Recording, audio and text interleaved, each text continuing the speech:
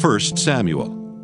1 Samuel chapter 1. Now there was a certain man of Ramathaim Zophim of Mount Ephraim, and his name was Elkanah, the son of Jeroham, the son of Elihu, the son of Tohu, the son of Zuph, an Ephrathite. And he had 2 wives. The name of the one was Hannah, and the name of the other Peninnah. And Peninnah had children, but Hannah had no children. And this man went up out of his city yearly to worship and to sacrifice unto the Lord of hosts in Shiloh.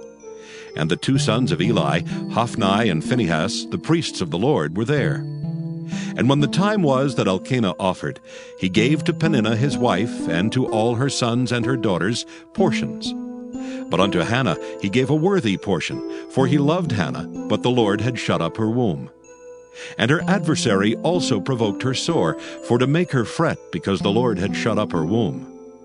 And as he did so year by year, when she went up to the house of the Lord, so she provoked her. Therefore she wept, and did not eat. Then said Elkanah her husband to her, Hannah, why weepest thou? And why eatest thou not? And why is thy heart grieved? Am not I better to thee than 10 sons? So Hannah rose up after they had eaten in Shiloh, and after they had drunk. Now Eli the priest sat upon a seat by a post of the temple of the Lord. And she was in bitterness of soul, and prayed unto the Lord, and wept sore. And she vowed a vow, and said, O Lord of hosts, if thou wilt indeed look on the affliction of thine handmaid, and remember me, and not forget thine handmaid, but wilt give unto thine handmaid a man-child, then I will give him unto the Lord all the days of his life, and there shall no razor come upon his head. And it came to pass, as she continued praying before the Lord, that Eli marked her mouth. Now Hannah, she spake in her heart. Only her lips moved, but her voice was not heard. Therefore Eli thought she had been drunken. And Eli said unto her, How long wilt thou be drunken? Put away thy wine from thee. And Hannah answered and said, No, my Lord, I am a woman of a sorrowful spirit. I have drunk neither wine nor strong drink, but have poured out my soul before the Lord. Count not thine handmaid for a daughter of Belial, for out of the abundance of my complaint and grief have I spoken hitherto. Then Eli answered and said, Go in peace, and the God of Israel grant thee thy petition that thou hast asked of him. And she said, Let thine handmaid find grace in thy sight. So the woman went her way, and did eat, and her countenance was no more sad. And they rose up in the morning early, and worshipped before the Lord, and returned and came to their house to Ramah. And Elkanah knew Hannah his wife, and the Lord remembered her.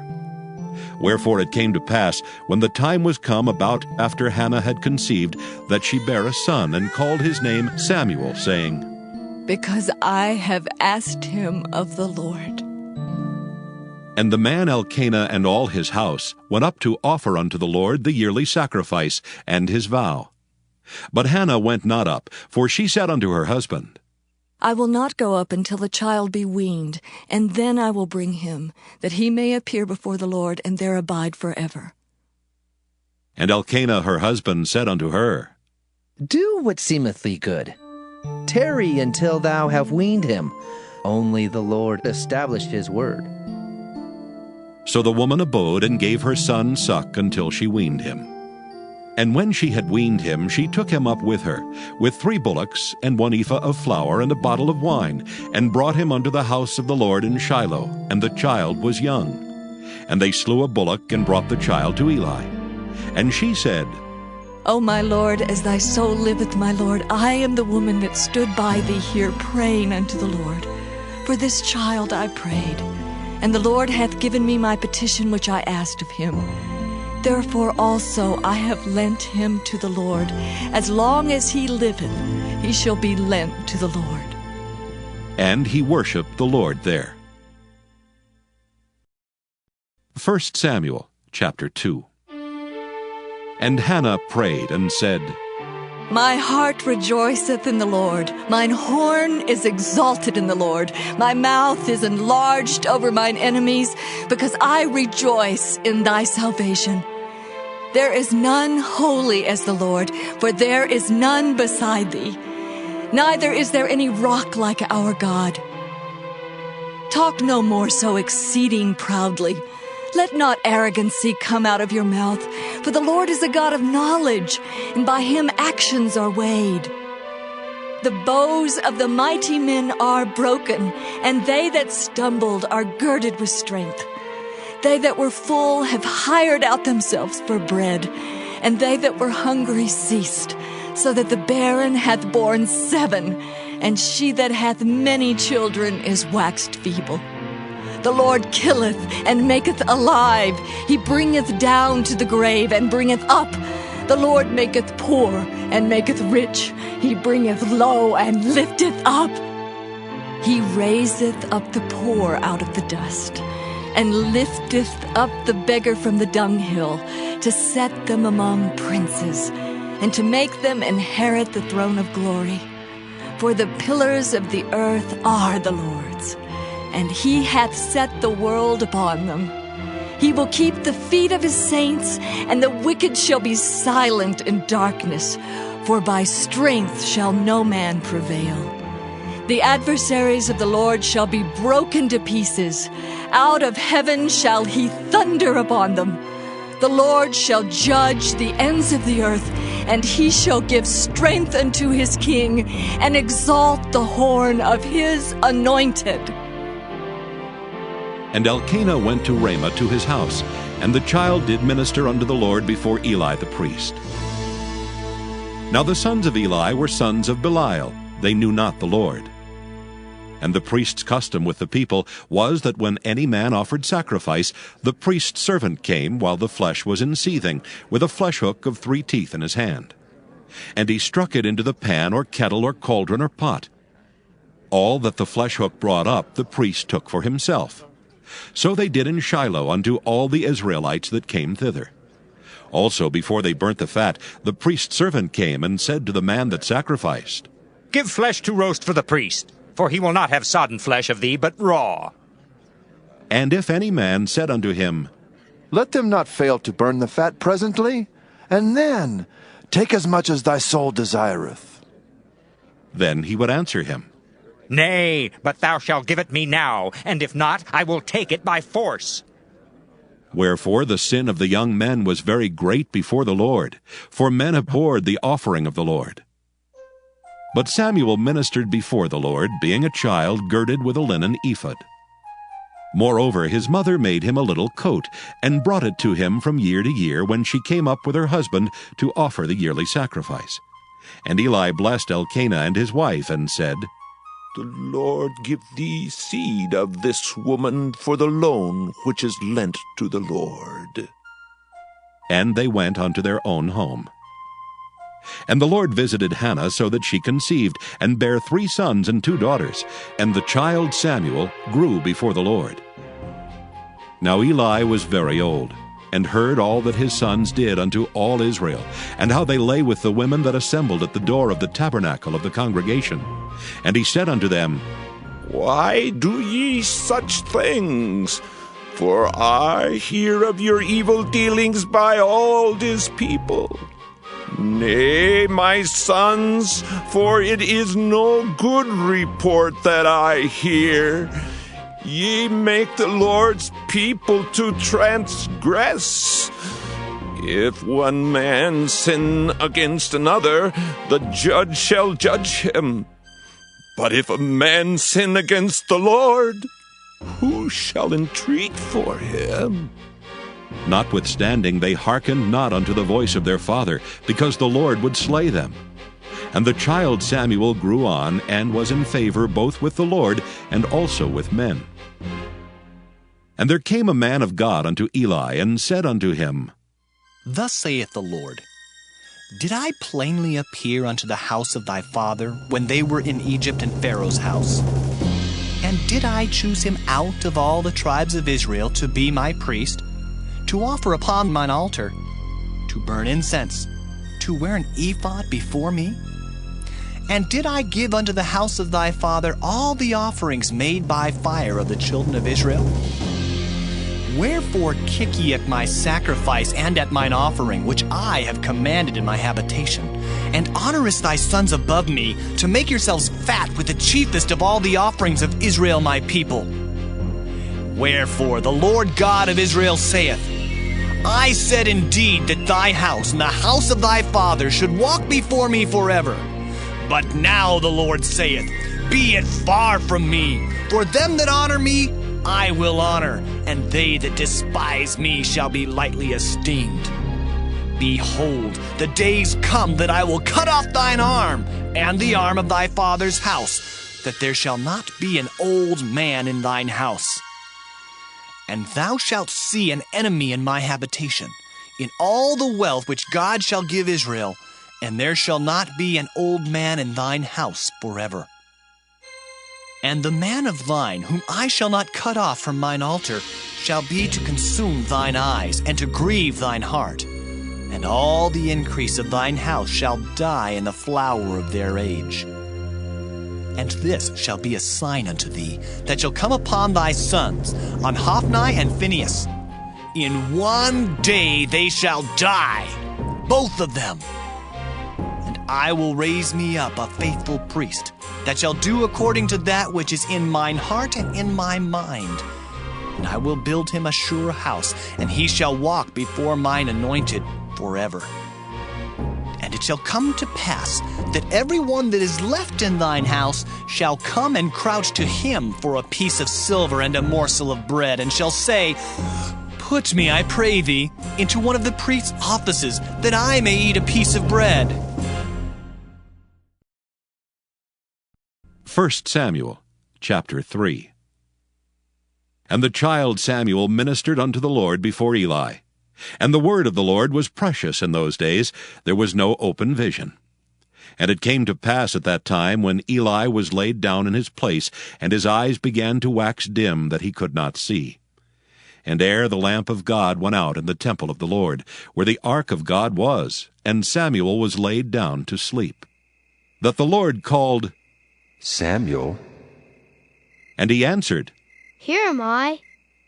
And he ran unto Eli and said, Here am I, for thou calledst me. And he said, I called not. Lie down again. And he went and lay down. And the Lord called yet again, Samuel. And Samuel arose and went to Eli and said, Here am I, for thou didst call me. And he answered, I called not, my son. Lie down again. Now Samuel did not yet know the Lord, neither was the word of the Lord yet revealed unto him. And the Lord called Samuel again the third time. And he arose and went to Eli and said, Here am I, for thou didst call me. And Eli perceived that the Lord had called the child. Therefore Eli said unto Samuel, Go, lie down, and it shall be, if he call thee, that thou shalt say, Speak, Lord, for thy servant heareth. So Samuel went and lay down in his place. And the Lord came and stood and called as at other times, Samuel. Samuel. Then Samuel answered, Speak, for thy servant heareth. And the Lord said to Samuel, Behold, I will do a thing in Israel at which both the ears of every one that heareth it shall tingle. In that day I will perform against Eli all things which I have spoken concerning his house. When I begin, I will also make an end. For I have told him that I will judge his house forever for the iniquity which he knoweth, because his sons made themselves vile, and he restrained them not. And therefore I have sworn unto the house of Eli, that the iniquity of Eli's house shall not be purged with sacrifice nor offering forever. And Samuel lay until the morning, and opened the doors of the house of the Lord. And Samuel feared to show Eli the vision. Then Eli called Samuel and said, Samuel, my son. And he answered, Here am I. and he said, What is the thing that the Lord hath said unto thee? I pray thee, hide it not from me. God do so to thee, and more also, if thou hide anything from me of all the things that he said unto thee. And Samuel told him every whit, and hid nothing from him. And he said, It is the Lord. Let him do what seemeth him good. And Samuel grew, and the Lord was with him, and did let none of his words fall to the ground. And all Israel, from Dan even to Beersheba, knew that Samuel was established to be a prophet of the Lord. And the Lord appeared again in Shiloh, for the Lord revealed himself to Samuel in Shiloh by the word of the Lord. 1 Samuel chapter 4. And the word of Samuel came to all Israel. Now Israel went out against the Philistines to battle, and pitched beside Ebenezer. And the Philistines pitched in Aphek. And the Philistines put themselves in array against Israel. And when they joined battle, Israel was smitten before the Philistines, and they slew of the army in the field about 4,000 men. And when the people were come into the camp, the elders of Israel said, Wherefore hath the Lord smitten us today before the Philistines? Let us fetch the ark of the covenant of the Lord out of Shiloh unto us, that when it cometh among us, it may save us out of the hand of our enemies. So the people sent to Shiloh, that they might bring from thence the ark of the covenant of the Lord of hosts, which dwelleth between the cherubims. And the two sons of Eli, Hophni and Phinehas, were there with the ark of the covenant of God. And when the ark of the covenant of the Lord came into the camp, all Israel shouted with a great shout, so that the earth rang again. And when the Philistines heard the noise of the shout, they said, What meaneth the noise of this great shout in the camp of the Hebrews? And they understood that the ark of the Lord was come into the camp. And the Philistines were afraid, for they said, God is come into the camp. And they said, Woe unto us, for there hath not been such a thing heretofore. Woe unto us! Who shall deliver us out of the hand of these mighty gods? These are the gods that smote the Egyptians with all the plagues in the wilderness. Be strong and quit yourselves like men, O ye Philistines, that ye be not servants unto the Hebrews, as they have been to you. Quit yourselves like men and fight! And the Philistines fought, and Israel was smitten, and they fled every man into his tent. And there was a very great slaughter, for there fell of Israel 30,000 footmen. And the ark of God was taken, and the two sons of Eli, Hophni and Phinehas, were slain. And there ran a man of Benjamin out of the army, and came to Shiloh the same day with his clothes rent, and with earth upon his head. And when he came, lo, Eli sat upon a seat by the wayside watching. For his heart trembled for the ark of God. And when the man came into the city and told it, all the city cried out. And when Eli heard the noise of the crying, he said, What meaneth the noise of this tumult? And the man came in hastily and told Eli. Now Eli was 98 years old, and his eyes were dim that he could not see. And the man said unto Eli, I am he that came out of the army, and I fled today out of the army. And he said, What is there done, my son? And the messenger answered and said, Israel is fled before the Philistines, and there hath been also a great slaughter among the people.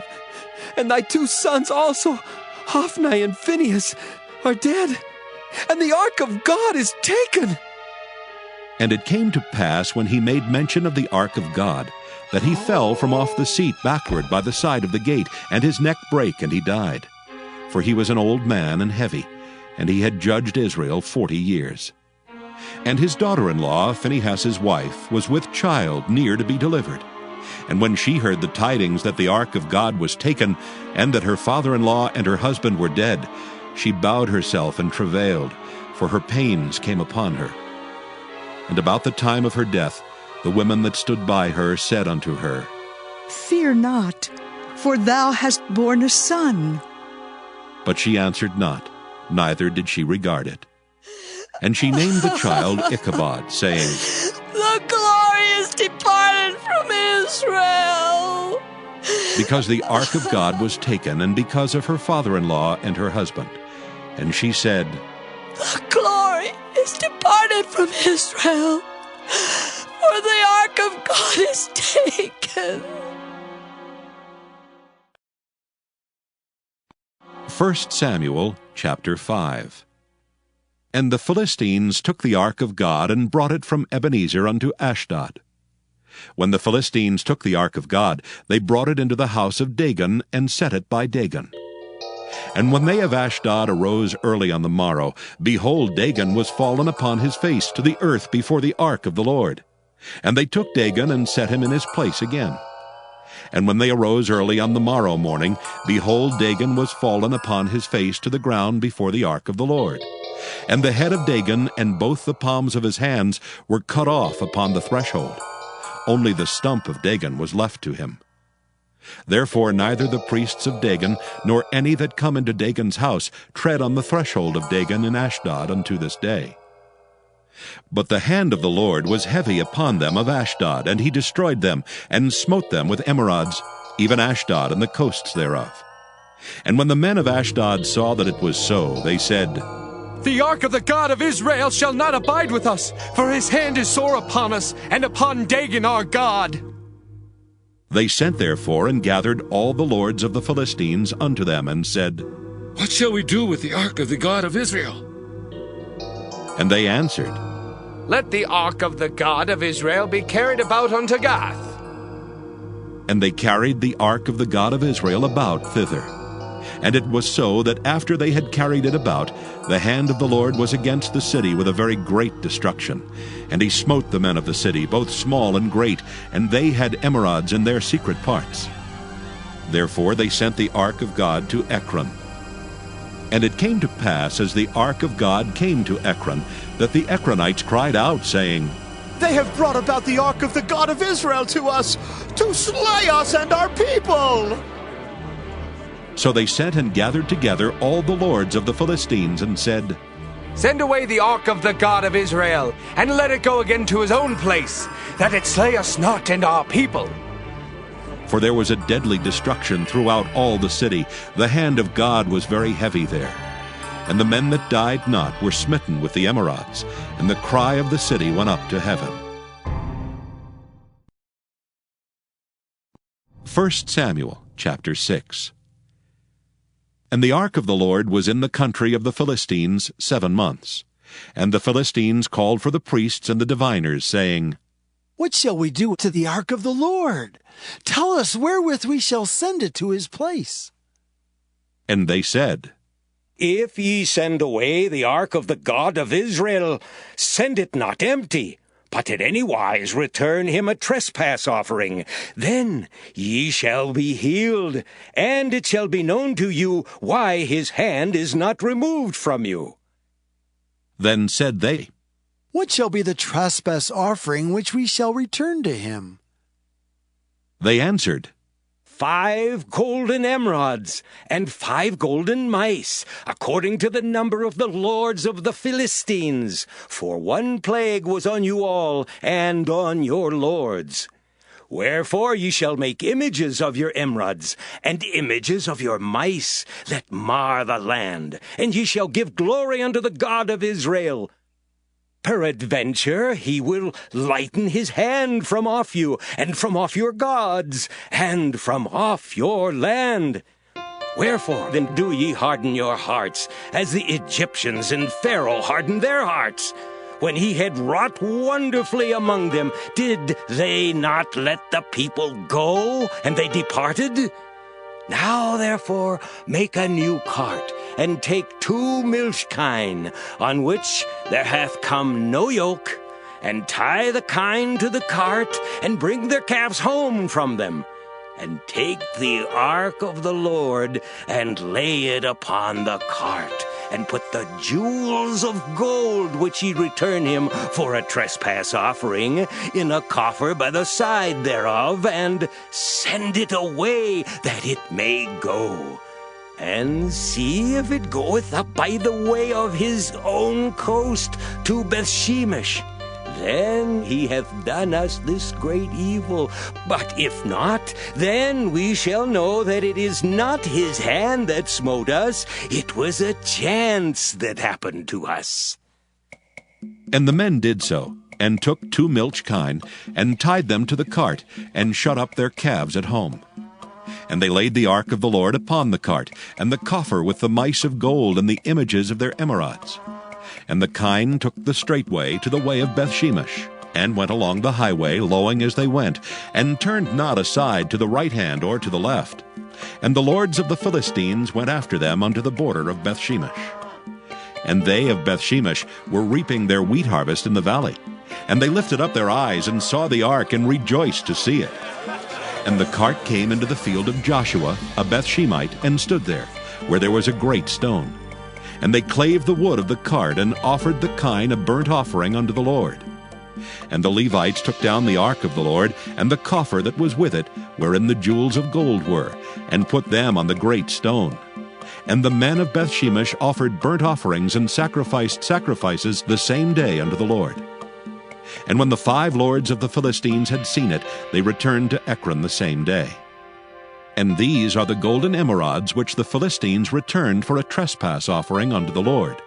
For Ashdod 1, for Gaza 1, for Askelon 1, for Gath 1, for Ekron 1. And the golden mice, according to the number of all the cities of the Philistines, belonging to the 5 lords, both of fenced cities and of country villages, even unto the great stone of Abel, whereon they set down the ark of the Lord, which stone remaineth unto this day in the field of Joshua the Bethshemite. And he smote the men of Bethshemesh, because they had looked into the ark of the Lord. Even he smote of the people 50,060 men. And the people lamented, because the Lord had smitten many of the people with a great slaughter. And the men of Bethshemesh said, Who is able to stand before this holy Lord God, and to whom shall he go up from us? And they sent messengers to the inhabitants of Kirjath-jearim, saying, The Philistines have brought again the ark of the Lord. Come ye down, and fetch it up to you. 1 Samuel chapter 7. And the men of Kirjath-jearim came and fetched up the ark of the Lord, and brought it into the house of Abinadab in the hill, and sanctified Eleazar his son to keep the ark of the Lord. And it came to pass, while the ark abode in Kirjath-jearim, that the time was long, for it was 20 years, and all the house of Israel lamented after the Lord. And Samuel spake unto all the house of Israel, saying, If ye do return unto the Lord with all your hearts, then put away the strange gods and Ashtaroth from among you, and prepare your hearts unto the Lord, and serve him only, and he will deliver you out of the hand of the Philistines. Then the children of Israel did put away Baalim and Ashtaroth, and served the Lord only. And Samuel said, Gather all Israel to Mizpah, and I will pray for you unto the Lord. And they gathered together to Mizpah, and drew water, and poured it out before the Lord, and fasted on that day, and said there, We have sinned against the Lord. And Samuel judged the children of Israel in Mizpah. And when the Philistines heard that the children of Israel were gathered together to Mizpah, the lords of the Philistines went up against Israel. And when the children of Israel heard it, they were afraid of the Philistines.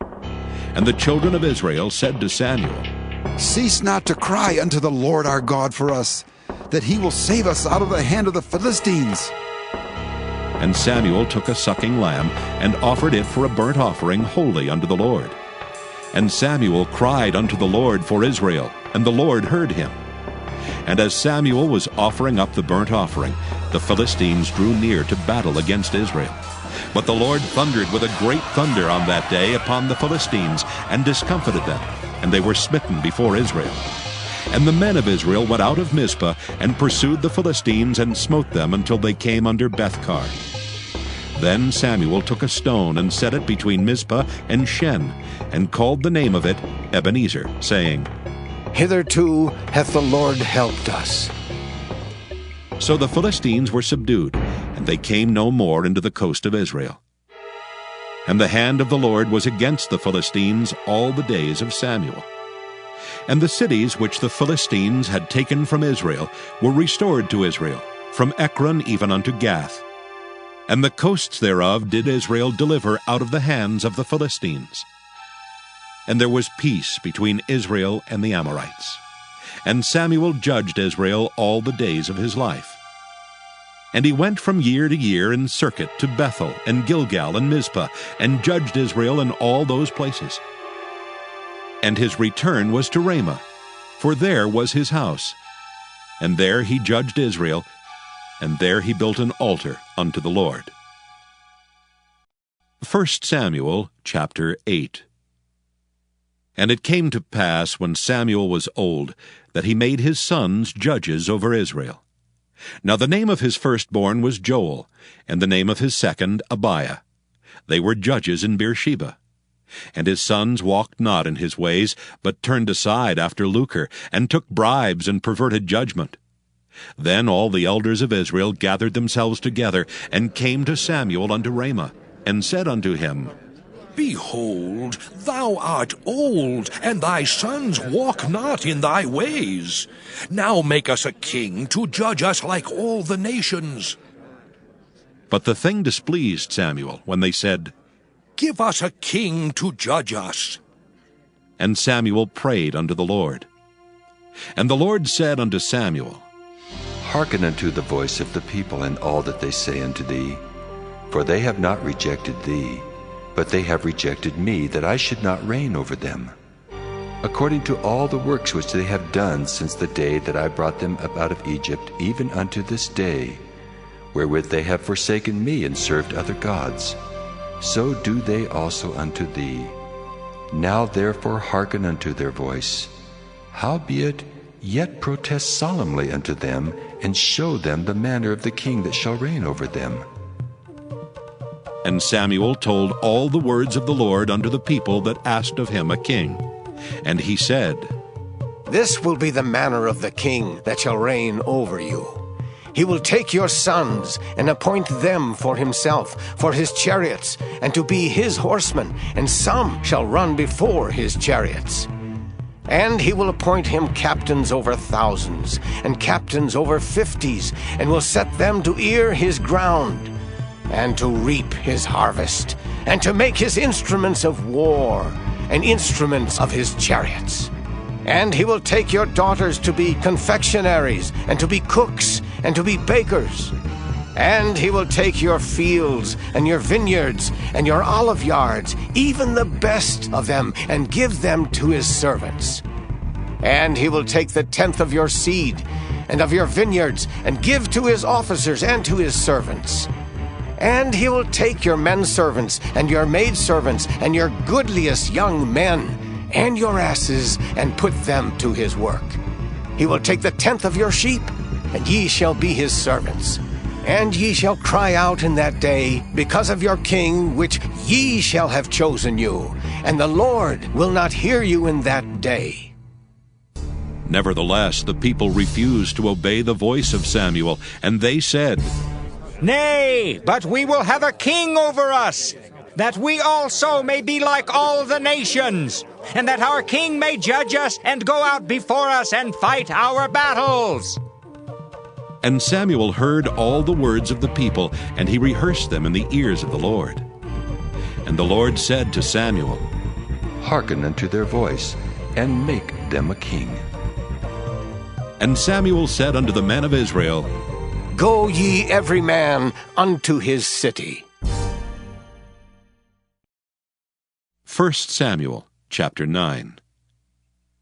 Now there was a man of Benjamin whose name was Kish, the son of Abiel, the son of Zeror, the son of Bechorath, the son of Aphiah, a Benjamite, a mighty man of power. And he had a son whose name was Saul, a choice young man, and a goodly. And there was not among the children of Israel a goodlier person than he. From his shoulders and upward he was higher than any of the people. And the asses of Kish Saul's father were lost. And Kish said to Saul his son, Take now one of the servants with thee, and arise, go seek the asses. And he passed through Mount Ephraim, and passed through the land of Shalisha, but they found them not. Then they passed through the land of Shalem, and there they were not. And he passed through the land of the Benjamites, but they found them not. And when they were come to the land of Zuph, Saul said to his servant that was with him, Come, and let us return, lest my father leave caring for the asses, and take thought for us.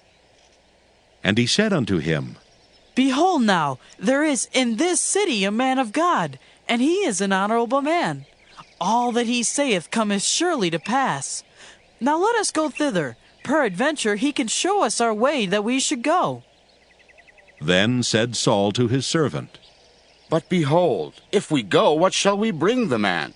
For the bread is spent in our vessels, and there is not a present to bring to the man of God. What have we? And the servant answered Saul again, and said, Behold, I have here at hand the 4th part of a shekel of silver. That will I give to the man of God, to tell us our way. Beforetime in Israel, when a man went to inquire of God, thus he spake, Come, and let us go to the seer. For he that is now called a prophet was beforetime called a seer. Then Saul said to his servant, Well said. Come, let us go. So they went unto the city where the man of God was. And as they went up the hill to the city, they found young maidens going out to draw water, and said unto them, Is the seer here? And they answered them, and said, He is. Behold, he is before you. Make haste now, for he came today to the city. For there is a sacrifice of the people today in the high place. As soon as ye be come into the city, ye shall straightway find him, before he go up to the high place to eat. For the people will not eat until he come, because he doth bless the sacrifice, and afterwards they eat that be bidden. Now therefore get you up, for about this time ye shall find him. And they went up into the city. And when they were come into the city, behold, Samuel came out against them, for to go up to the high place. Now the Lord had told Samuel in his ear a day before Saul came, saying, Tomorrow about this time I will send thee a man out of the land of Benjamin, and thou shalt anoint him to be captain over my people Israel, that he may save my people out of the hand of the Philistines. For I have looked upon my people, because their cry is come unto me. And when Samuel saw Saul, the Lord said unto him, Behold the man whom I spake to thee of. This same shall reign over my people. Then Saul drew near to Samuel in the gate, and said, Tell me, I pray thee, where the seer's house is. And Samuel answered Saul, and said, I am the seer. Go up before me unto the high place, for ye shall eat with me today, and tomorrow I will let thee go, and will tell thee all that is in thine heart.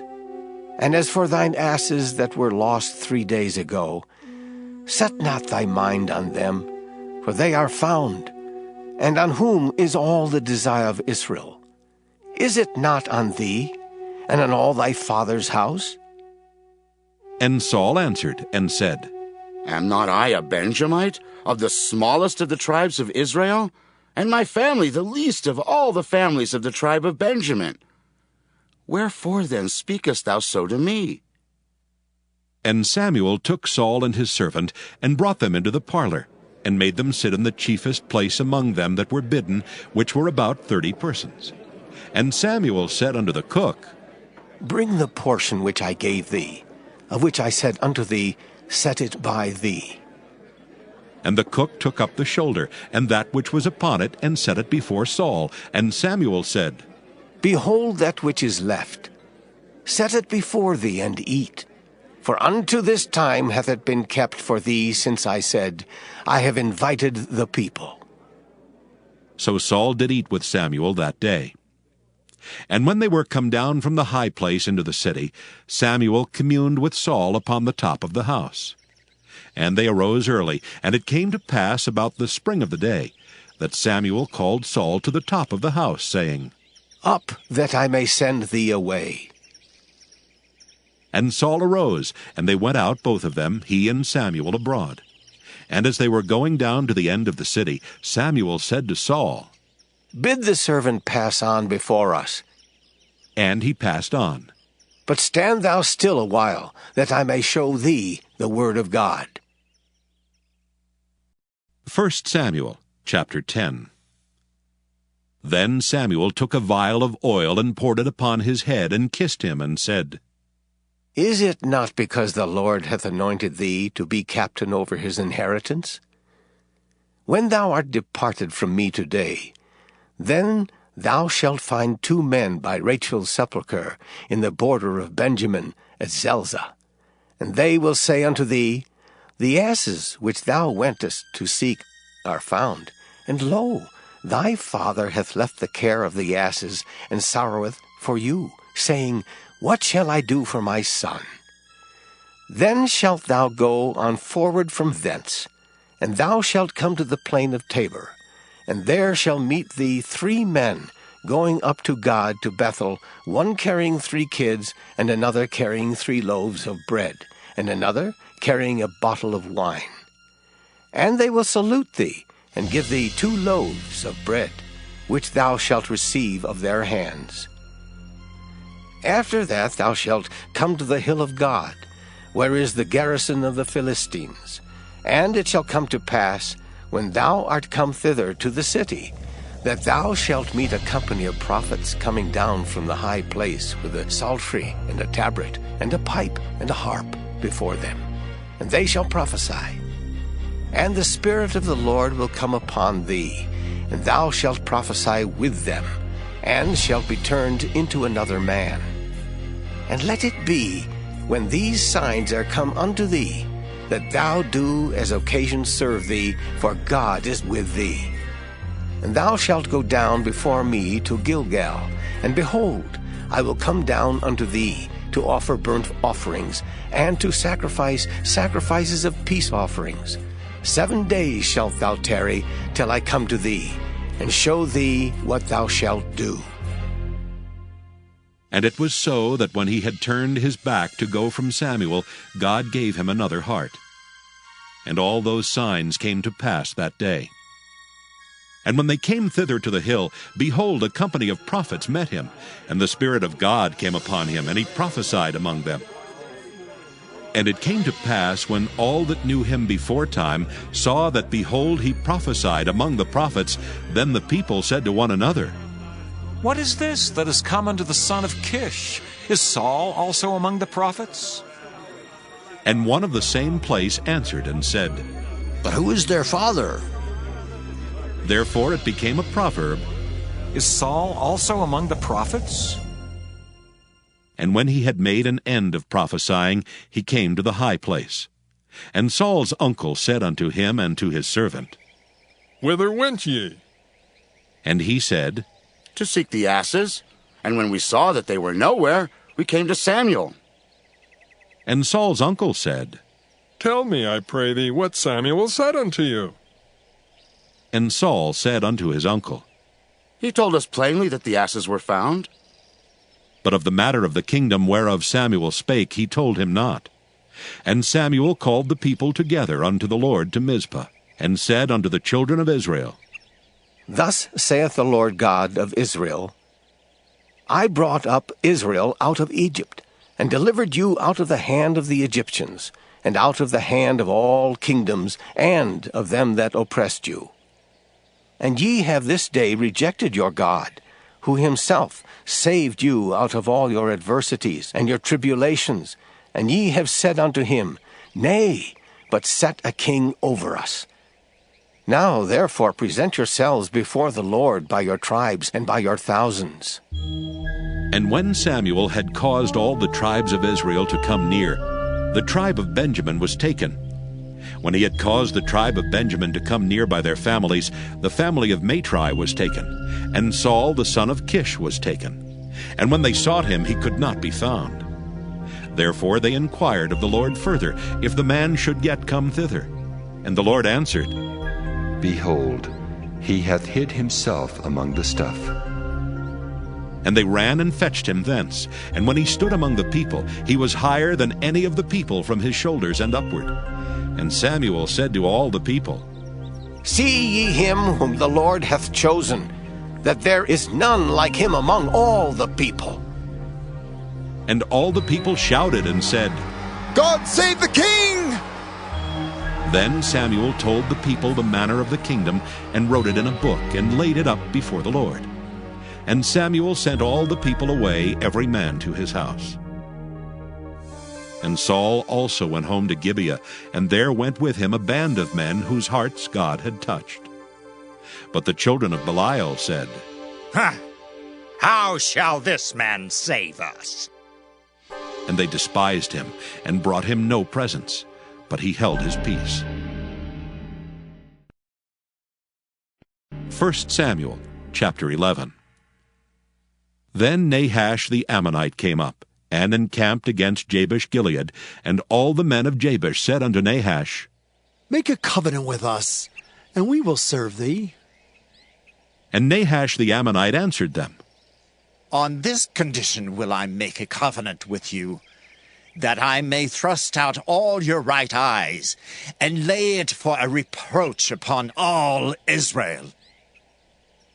And the elders of Jabesh said unto him, Give us 7 days' respite, that we may send messengers unto all the coasts of Israel. And then, if there be no man to save us, we will come out to thee. Then came the messengers to Gibeah of Saul, and told the tidings in the ears of the people. And all the people lifted up their voices and wept. And behold, Saul came after the herd out of the field, and Saul said, What aileth the people that they weep? And they told him the tidings of the men of Jabesh. And the Spirit of God came upon Saul when he heard those tidings, and his anger was kindled greatly. And he took a yoke of oxen and hewed them in pieces, and sent them throughout all the coasts of Israel by the hands of messengers, saying, Whosoever cometh not forth after Saul and after Samuel, so shall it be done unto his oxen. And the fear of the Lord fell on the people, and they came out with one consent. And when he numbered them in Bezek, the children of Israel were 300,000, and the men of Judah 30,000. And they said unto the messengers that came, Thus shall ye say unto the men of Jabesh-Gilead, Tomorrow by that time the sun be hot, ye shall have help. And the messengers came and showed it to the men of Jabesh, and they were glad. Therefore the men of Jabesh said, Tomorrow we will come out unto you, and ye shall do with us all that seemeth good unto you. And it was so on the morrow that Saul put the people in 3 companies.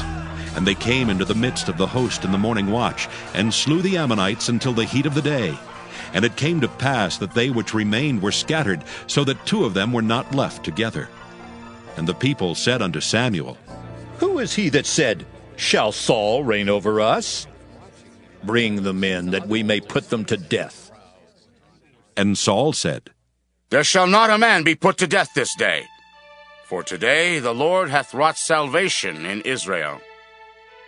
Then said Samuel to the people, Come, and let us go to Gilgal, and renew the kingdom there. And all the people went to Gilgal, and there they made Saul king before the Lord in Gilgal. And there they sacrificed sacrifices of peace offerings before the Lord. And there Saul and all the men of Israel rejoiced greatly.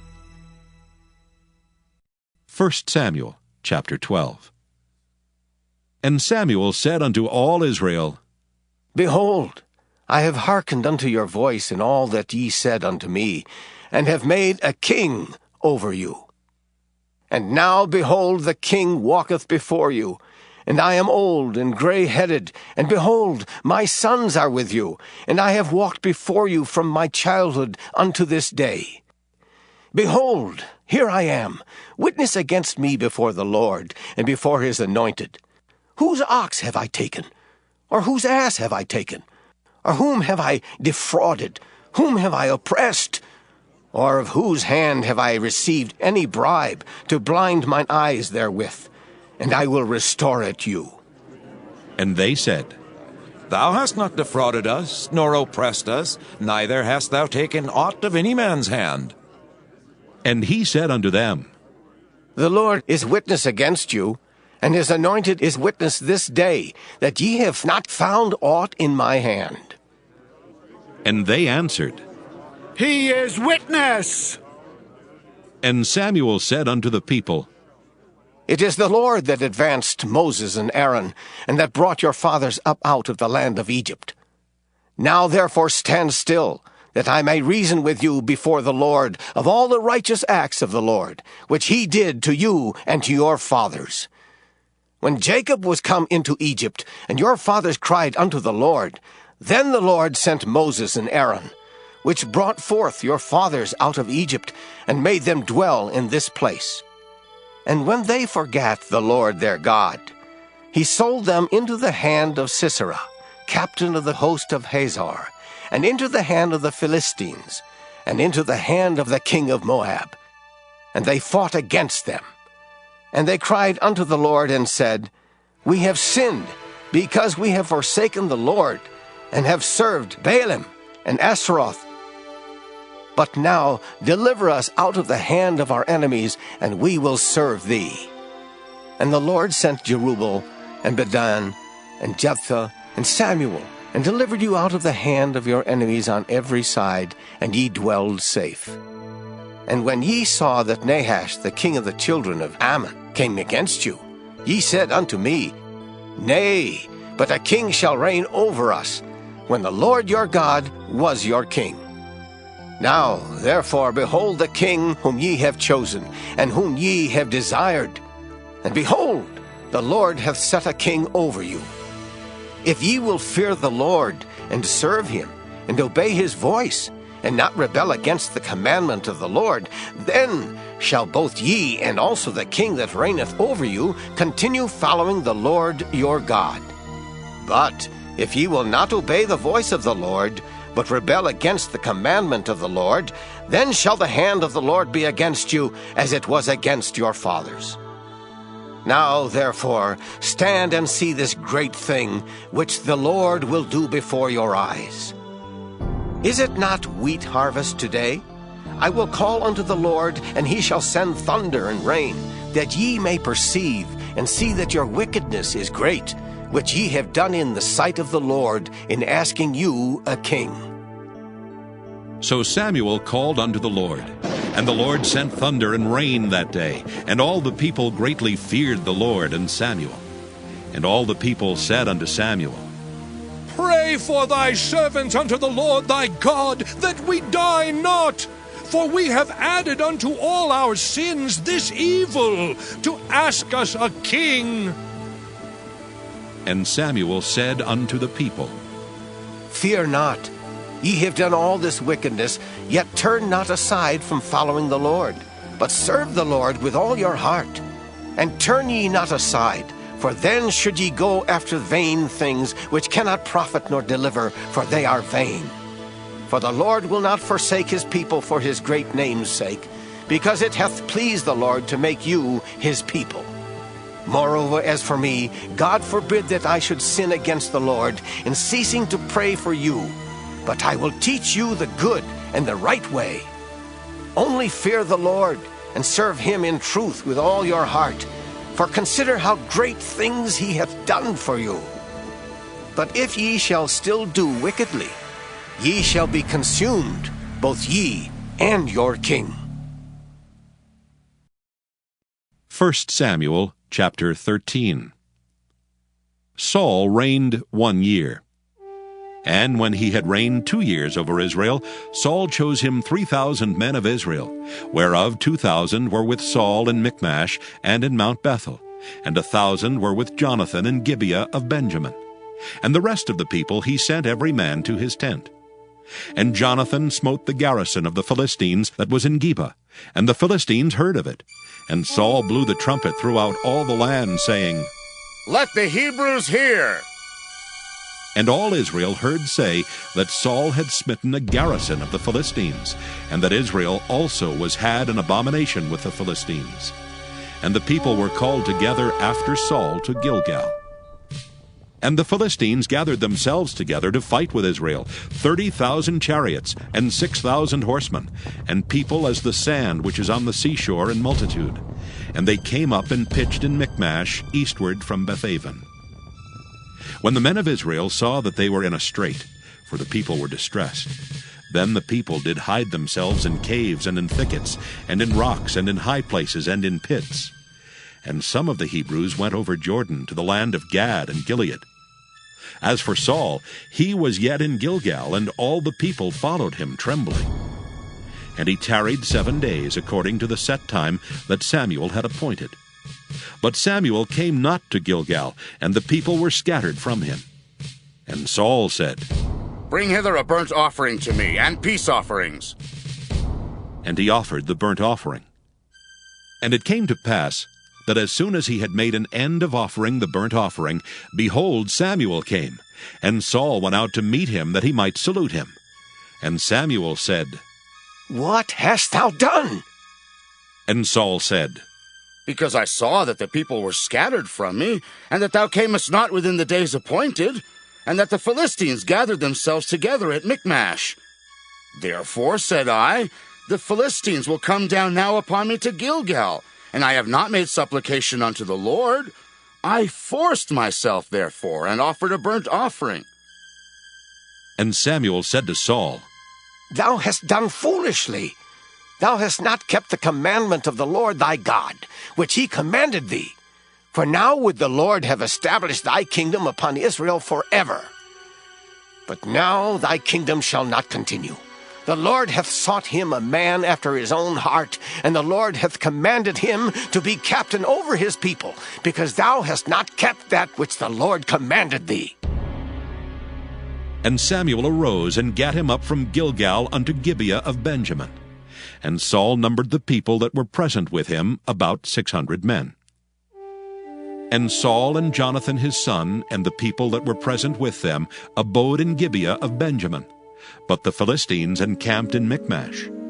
And the spoilers came out of the camp of the Philistines in 3 companies. 1 company turned unto the way that leadeth to Ophrah, unto the land of Shual. And another company turned the way to Bethhoron. And another company turned to the way of the border that looketh to the valley of Zeboim toward the wilderness. Now there was no smith found throughout all the land of Israel, for the Philistines said, Lest the Hebrews make them swords or spears. But all the Israelites went down to the Philistines to sharpen every man his share, and his coulter, and his axe, and his mattock. Yet they had a file for the mattocks, and for the coulters, and for the forks, and for the axes, and to sharpen the goads. So it came to pass in the day of battle that there was neither sword nor spear found in the hand of any of the people that were with Saul and Jonathan. But with Saul and with Jonathan his son was there found. And the garrison of the Philistines went out to the passage of Michmash. 1 Samuel chapter 14. Now it came to pass upon a day that Jonathan the son of Saul said unto the young man that bare his armor, Come, and let us go over to the Philistines' garrison that is on the other side. But he told not his father. And Saul tarried in the uttermost part of Gibeah under a pomegranate tree, which is in Migron. And the people that were with him were about 600 men. And Ahiah the son of Ahitub, Ichabod's brother, the son of Phinehas, the son of Eli, the Lord's priest in Shiloh, wearing an ephod. And the people knew not that Jonathan was gone. And between the passages by which Jonathan sought to go over unto the Philistines' garrison, there was a sharp rock on the one side, and a sharp rock on the other side. And the name of one was Bozez, and the name of the other Seneh. The forefront of the one was situate northward over against Michmash, and the other southward over against Gibeah. And Jonathan said to the young man that bare his armor, Come, and let us go over unto the garrison of these uncircumcised. It may be that the Lord will work for us. For there is no restraint to the Lord to save by many or by few. And his armor-bearer said unto him, Do all that is in thine heart. Turn thee. Behold, I am with thee according to thy heart. Then said Jonathan, Behold, we will pass over unto these men, and we will discover ourselves unto them. If they say unto us, Tarry until we come to you. Then we will stand still in our place, and will not go up unto them. But if they say thus, Come up unto us, then we will go up, for the Lord hath delivered them into our hand, and this shall be a sign unto us. And both of them discovered themselves unto the garrison of the Philistines. And the Philistines said, Behold, the Hebrews come forth out of the holes where they had hid themselves. And the men of the garrison answered Jonathan and his armor-bearer, and said, Come up to us, and we will show you a thing. And Jonathan said unto his armor-bearer, Come up after me, for the Lord hath delivered them into the hand of Israel. And Jonathan climbed up upon his hands and upon his feet, and his armor-bearer after him. And they fell before Jonathan, and his armor-bearer slew after him. And that first slaughter, which Jonathan and his armor-bearer made, was about 20 men, within, as it were, an half-acre of land, which a yoke of oxen might plow. And there was trembling in the host in the field and among all the people. The garrison and the spoilers, they also trembled, and the earth quaked, so it was a very great trembling. And the watchmen of Saul and Gibeah of Benjamin looked, and behold, the multitude melted away, and they went on beating down one another. Then said Saul unto the people that were with him, Number now, and see who is gone from us. And when they had numbered, behold, Jonathan and his armor-bearer were not there. And Saul said unto Ahiah, Bring hither the ark of God. For the ark of God was at that time with the children of Israel. And it came to pass, while Saul talked unto the priest, that the noise that was in the host of the Philistines went on and increased. And Saul said unto the priest, Withdraw thine hand. And Saul and all the people that were with him assembled themselves. And they came to the battle. And behold, every man's sword was against his fellow, and there was a very great discomfiture. Moreover, the Hebrews that were with the Philistines before that time, which went up with them into the camp from the country round about, even they also turned to be with the Israelites that were with Saul and Jonathan. Likewise, all the men of Israel which had hid themselves in Mount Ephraim, when they heard that the Philistines fled, even they also followed hard after them in the battle. So the Lord saved Israel that day, and the battle passed over unto Bethaven. And the men of Israel were distressed that day, for Saul had adjured the people, saying, Cursed be the man that eateth any food until evening, that I may be avenged on mine enemies. So none of the people tasted any food. And all they of the land came to a wood, and there was honey upon the ground. And when the people were come into the wood, behold, the honey dropped, but no man put his hand to his mouth, for the people feared the oath. But Jonathan heard not when his father charged the people with the oath. Wherefore he put forth the end of the rod that was in his hand, and dipped it in an honeycomb, and put his hand to his mouth, and his eyes were enlightened. Then answered one of the people, and said, Thy father straitly charged the people with an oath, saying, Cursed be the man that eateth any food this day. And the people were faint. Then said Jonathan, My father hath troubled the land. See, I pray you, how mine eyes have been enlightened, because I tasted a little of this honey. How much more, if haply the people had eaten freely today of the spoil of their enemies which they found? For had there not been now a much greater slaughter among the Philistines? And they smote the Philistines that day from Michmash to Ajalon, and the people were very faint. And the people flew upon the spoil, and took sheep and oxen and calves, and slew them on the ground, and the people did eat them with the blood. Then they told Saul, saying, Behold, the people sin against the Lord, in that they eat with the blood. And he said, Ye have transgressed. Roll a great stone unto me this day. And Saul said, Disperse yourselves among the people, and say unto them, Bring me hither every man his ox, and every man his sheep, and slay them here, and eat, and sin not against the Lord in eating with the blood. And all the people brought every man his ox with him that night, and slew them there. And Saul built an altar unto the Lord. The same was the first altar that he built unto the Lord. And Saul said, Let us go down after the Philistines by night, and spoil them until the morning light, and let us not leave a man of them. And they said, Do whatsoever seemeth good unto thee. Then said the priest, Let us draw near hither unto God. And Saul asked counsel of God. Shall I go down after the Philistines? Wilt thou deliver them into the hand of Israel? But he answered him not that day. And Saul said, Draw ye near hither, all the chief of the people, and know and see wherein this sin hath been this day. For as the Lord liveth, which saveth Israel, though it be in Jonathan my son, he shall surely die. But there was not a man among all the people that answered him. Then said he unto all Israel, Be ye on one side, and I and Jonathan my son will be on the other side. And the people said unto Saul, Do what seemeth good unto thee. Therefore Saul said unto the Lord God of Israel, Give a perfect lot.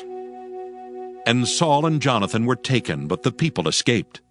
And Saul said, Cast lots between me and Jonathan my son. And Jonathan was taken. Then Saul said to Jonathan, Tell me what thou hast done. And Jonathan told him and said, I did but taste a little honey with the end of the rod that was in mine hand, and lo, I must die.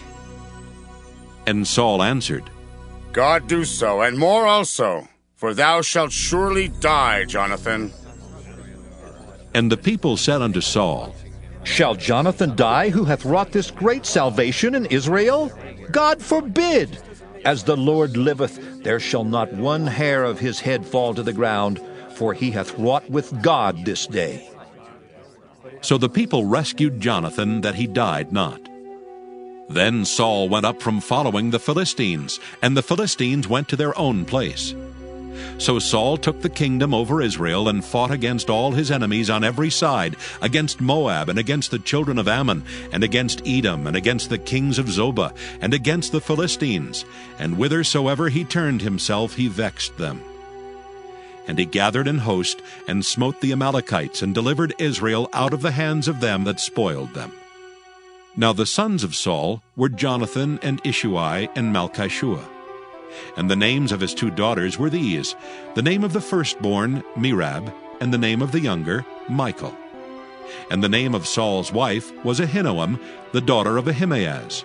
And the name of the captain of his host was Abner, the son of Ner, Saul's uncle. And Kish was the father of Saul, and Ner the father of Abner was the son of Abiel. And there was sore war against the Philistines all the days of Saul. And when Saul saw any strong man or any valiant man, he took him unto him. 1 Samuel chapter 15. Samuel also said unto Saul, The Lord sent me to anoint thee to be king over his people, over Israel. Now therefore hearken thou unto the voice of the words of the Lord. Thus saith the Lord of hosts, I remember that which Amalek did to Israel, how he laid wait for him in the way when he came up from Egypt.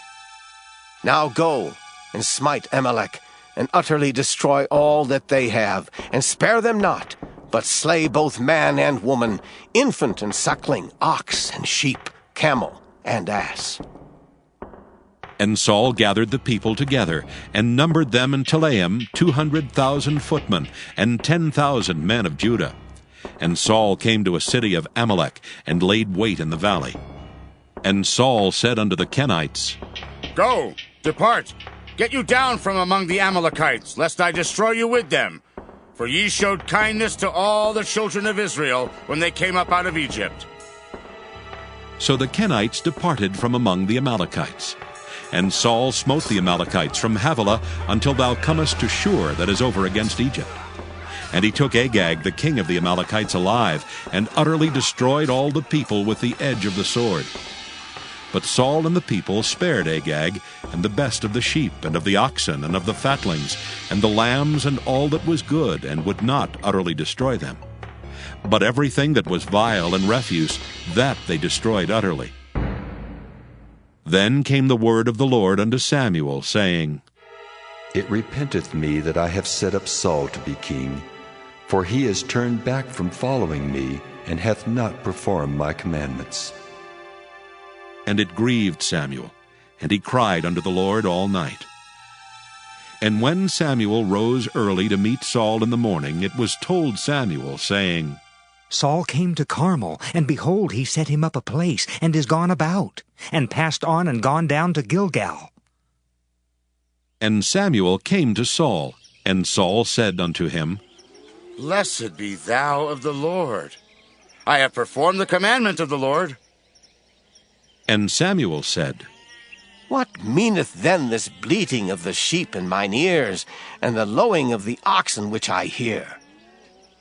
And Saul said, They have brought them from the Amalekites, for the people spared the best of the sheep and of the oxen, to sacrifice unto the Lord thy God, and the rest we have utterly destroyed. Then Samuel said unto Saul, Stay, and I will tell thee what the Lord hath said to me this night. And he said unto him, Say on. And Samuel said, When thou wast little in thine own sight, wast thou not made the head of the tribes of Israel? And the Lord anointed thee king over Israel? And the Lord sent thee on a journey, and said, Go, and utterly destroy the sinners, the Amalekites, and fight against them until they be consumed. Wherefore then didst thou not obey the voice of the Lord, but didst fly upon the spoil, and didst evil in the sight of the Lord? And Saul said unto Samuel, Yea, I have obeyed the voice of the Lord, and have gone the way which the Lord sent me, and have brought Agag the king of Amalek, and have utterly destroyed the Amalekites. But the people took of the spoil sheep and oxen, the chief of the things which should have been utterly destroyed, to sacrifice unto the Lord thy God in Gilgal. And Samuel said, Hath the Lord as great delight in burnt offerings and sacrifices as in obeying the voice of the Lord? Behold, to obey is better than sacrifice, and to hearken than the fat of rams. For rebellion is as the sin of witchcraft, and stubbornness is as iniquity and idolatry. Because thou hast rejected the word of the Lord, he hath also rejected thee from being king. And Saul said unto Samuel, I have sinned, for I have transgressed the commandment of the Lord and thy words, because I feared the people and obeyed their voice. Now therefore I pray thee, pardon my sin, and turn again with me that I may worship the Lord. And Samuel said unto Saul, I will not return with thee, for thou hast rejected the word of the Lord, and the Lord hath rejected thee from being king over Israel. And as Samuel turned about to go away, he laid hold upon the skirt of his mantle, and it rent. And Samuel said unto him, The Lord hath rent the kingdom of Israel from thee this day, and hath given it to a neighbor of thine that is better than thou. And also the strength of Israel will not lie nor repent, for he is not a man that he should repent. Then he said, I have sinned. Yet honor me now, I pray thee, before the elders of my people, and before Israel, and turn again with me, that I may worship the Lord thy God. So Samuel turned again after Saul, and Saul worshipped the Lord. Then said Samuel, Bring ye hither to me Agag the king of the Amalekites. And Agag came unto him delicately. And Agag said, Surely the bitterness of death is past. And Samuel said, As thy sword hath made women childless, so shall thy mother be childless among women. And Samuel hewed Agag in pieces before the Lord in Gilgal. Then Samuel went to Ramah, and Saul went up to his house to Gibeah of Saul. And Samuel came no more to see Saul until the day of his death. Nevertheless, Samuel mourned for Saul, and the Lord repented that he had made Saul king over Israel. 1 Samuel chapter 16. And the Lord said unto Samuel, How long wilt thou mourn for Saul, seeing I have rejected him from reigning over Israel? Fill thine horn with oil and go. I will send thee to Jesse the Bethlehemite, for I have provided me a king among his sons. And Samuel said, How can I go? If Saul hear it, he will kill me. And the Lord said, Take an heifer with thee, and say, I am come to sacrifice to the Lord. And call Jesse to the sacrifice. And I will show thee what thou shalt do. And thou shalt anoint unto me him whom I name unto thee. And Samuel did that which the Lord spake, and came to Bethlehem. And the elders of the town trembled at his coming, and said, Comest thou peaceably? And he said, Peaceably. I am come to sacrifice unto the Lord. Sanctify yourselves, and come with me to the sacrifice. And he sanctified Jesse and his sons, and called them to the sacrifice.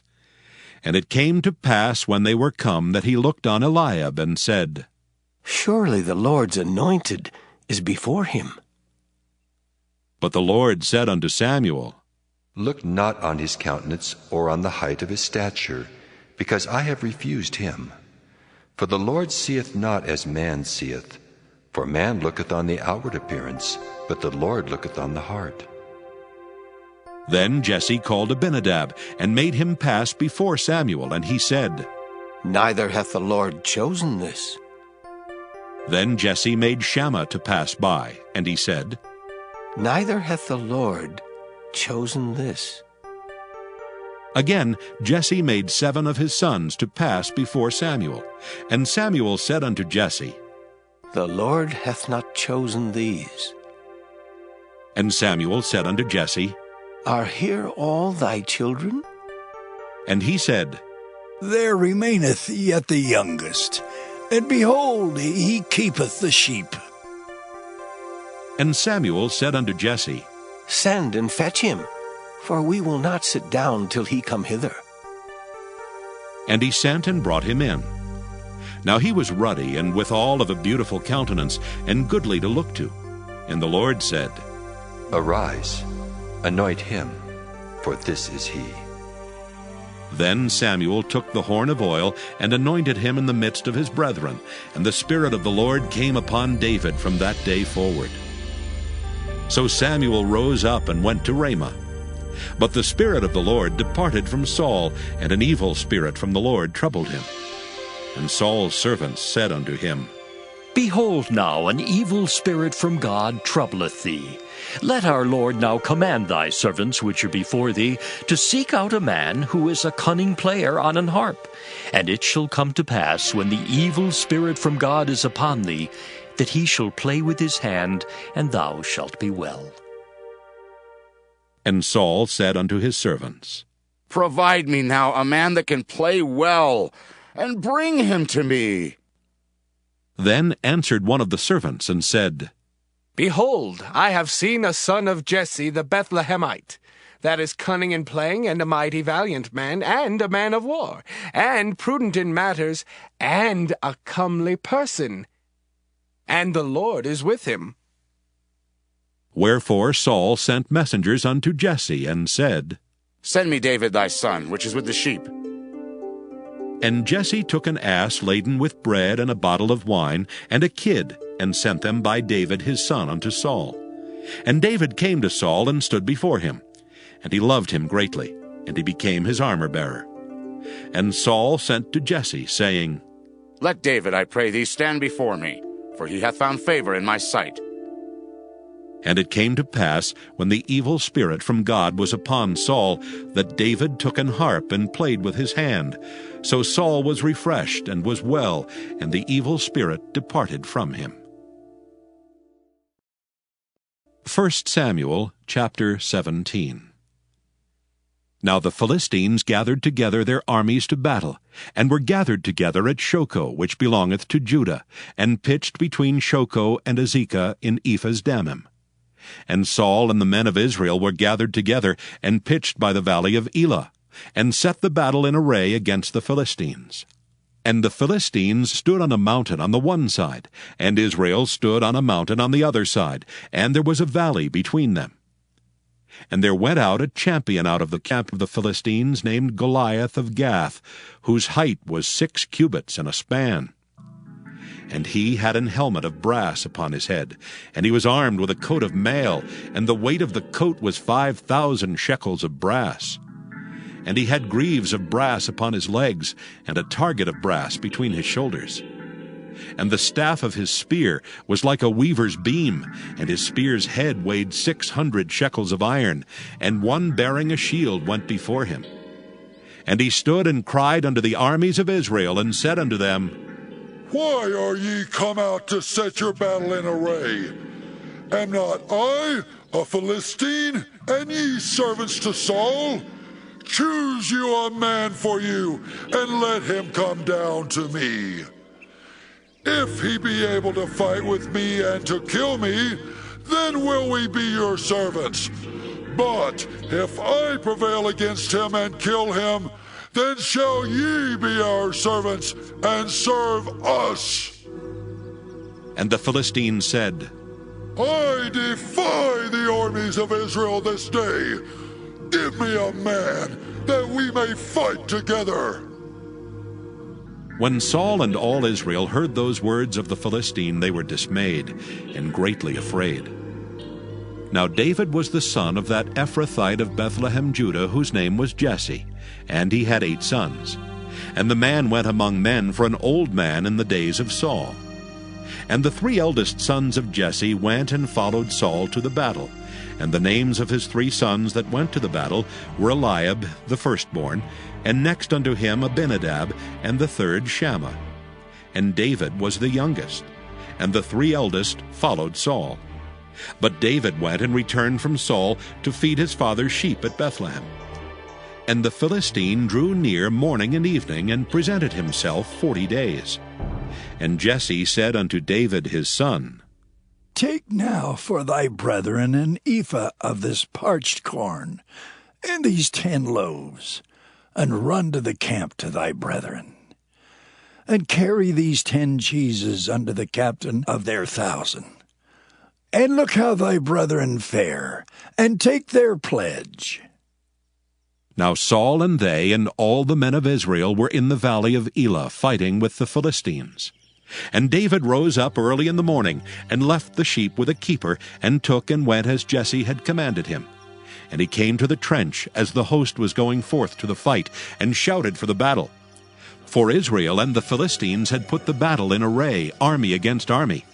And David left his carriage in the hand of the keeper of the carriage, and ran into the army, and came and saluted his brethren. And as he talked with them, behold, there came up the champion, the Philistine of Gath, Goliath by name, out of the armies of the Philistines, and spake according to the same words, and David heard them. And all the men of Israel, when they saw the man, fled from him, and were sore afraid. And the men of Israel said, Have ye seen this man that is come up? Surely to defy Israel is he come up, and it shall be, that the man who killeth him, the king will enrich him with great riches, and will give him his daughter, and make his father's house free in Israel. And David spake to the men that stood by him, saying, What shall be done to the man that killeth this Philistine, and taketh away the reproach from Israel? For who is this uncircumcised Philistine, that he should defy the armies of the living God? And the people answered him after this manner, saying, So shall it be done to the man that killeth him. And Eliab his eldest brother heard when he spake unto the men. And Eliab's anger was kindled against David, and he said, Why camest thou down hither? And with whom hast thou left those few sheep in the wilderness? I know thy pride and the naughtiness of thine heart, for thou art come down that thou mightest see the battle. And David said, What have I now done? Is there not a cause? And he turned from him toward another, and spake after the same manner. And the people answered him again after the former manner. And when the words were heard which David spake, they rehearsed them before Saul, and he sent for him. And David said to Saul, Let no man's heart fail because of him. thy servant will go and fight with this Philistine. And Saul said to David, Thou art not able to go against this Philistine to fight with him, for thou art but a youth, and he a man of war from his youth. And David said unto Saul, Thy servant kept his father's sheep, and there came a lion and a bear, and took a lamb out of the flock. And I went out after him, and smote him, and delivered it out of his mouth. And when he arose against me, I caught him by his beard, and smote him, and slew him. Thy servant slew both the lion and the bear, and this uncircumcised Philistine shall be as one of them, seeing he hath defied the armies of the living God. David said moreover, The Lord that delivered me out of the paw of the lion, and out of the paw of the bear, he will deliver me out of the hand of this Philistine. And Saul said unto David, Go, and the Lord be with thee. And Saul armed David with his armor, and he put an helmet of brass upon his head. Also he armed him with a coat of mail. And David girded his sword upon his armor, and he essayed to go, for he had not proved it. And David said unto Saul, I cannot go with these, for I have not proved them. And David put them off him. And he took his staff in his hand, and chose him 5 smooth stones out of the brook, and put them in a shepherd's bag which he had, even in a scrip. And his sling was in his hand, and he drew near to the Philistine. And the Philistine came on and drew near unto David, and the man that bare the shield went before him. And when the Philistine looked about and saw David, he disdained him, for he was but a youth, and ruddy, and of a fair countenance. And the Philistine said unto David, Am I a dog, that thou comest to me with staves? And the Philistine cursed David by his gods. And the Philistine said to David, Come to me, and I will give thy flesh unto the fowls of the air, and to the beasts of the field. Then said David to the Philistine, Thou comest to me with a sword, and with a spear, and with a shield. But I come to thee in the name of the Lord of hosts, the God of the armies of Israel, whom thou hast defied. This day will the Lord deliver thee into mine hand, and I will smite thee, and take thine head from thee. And I will give the carcasses of the host of the Philistines this day unto the fowls of the air, and to the wild beasts of the earth, that all the earth may know that there is a God in Israel.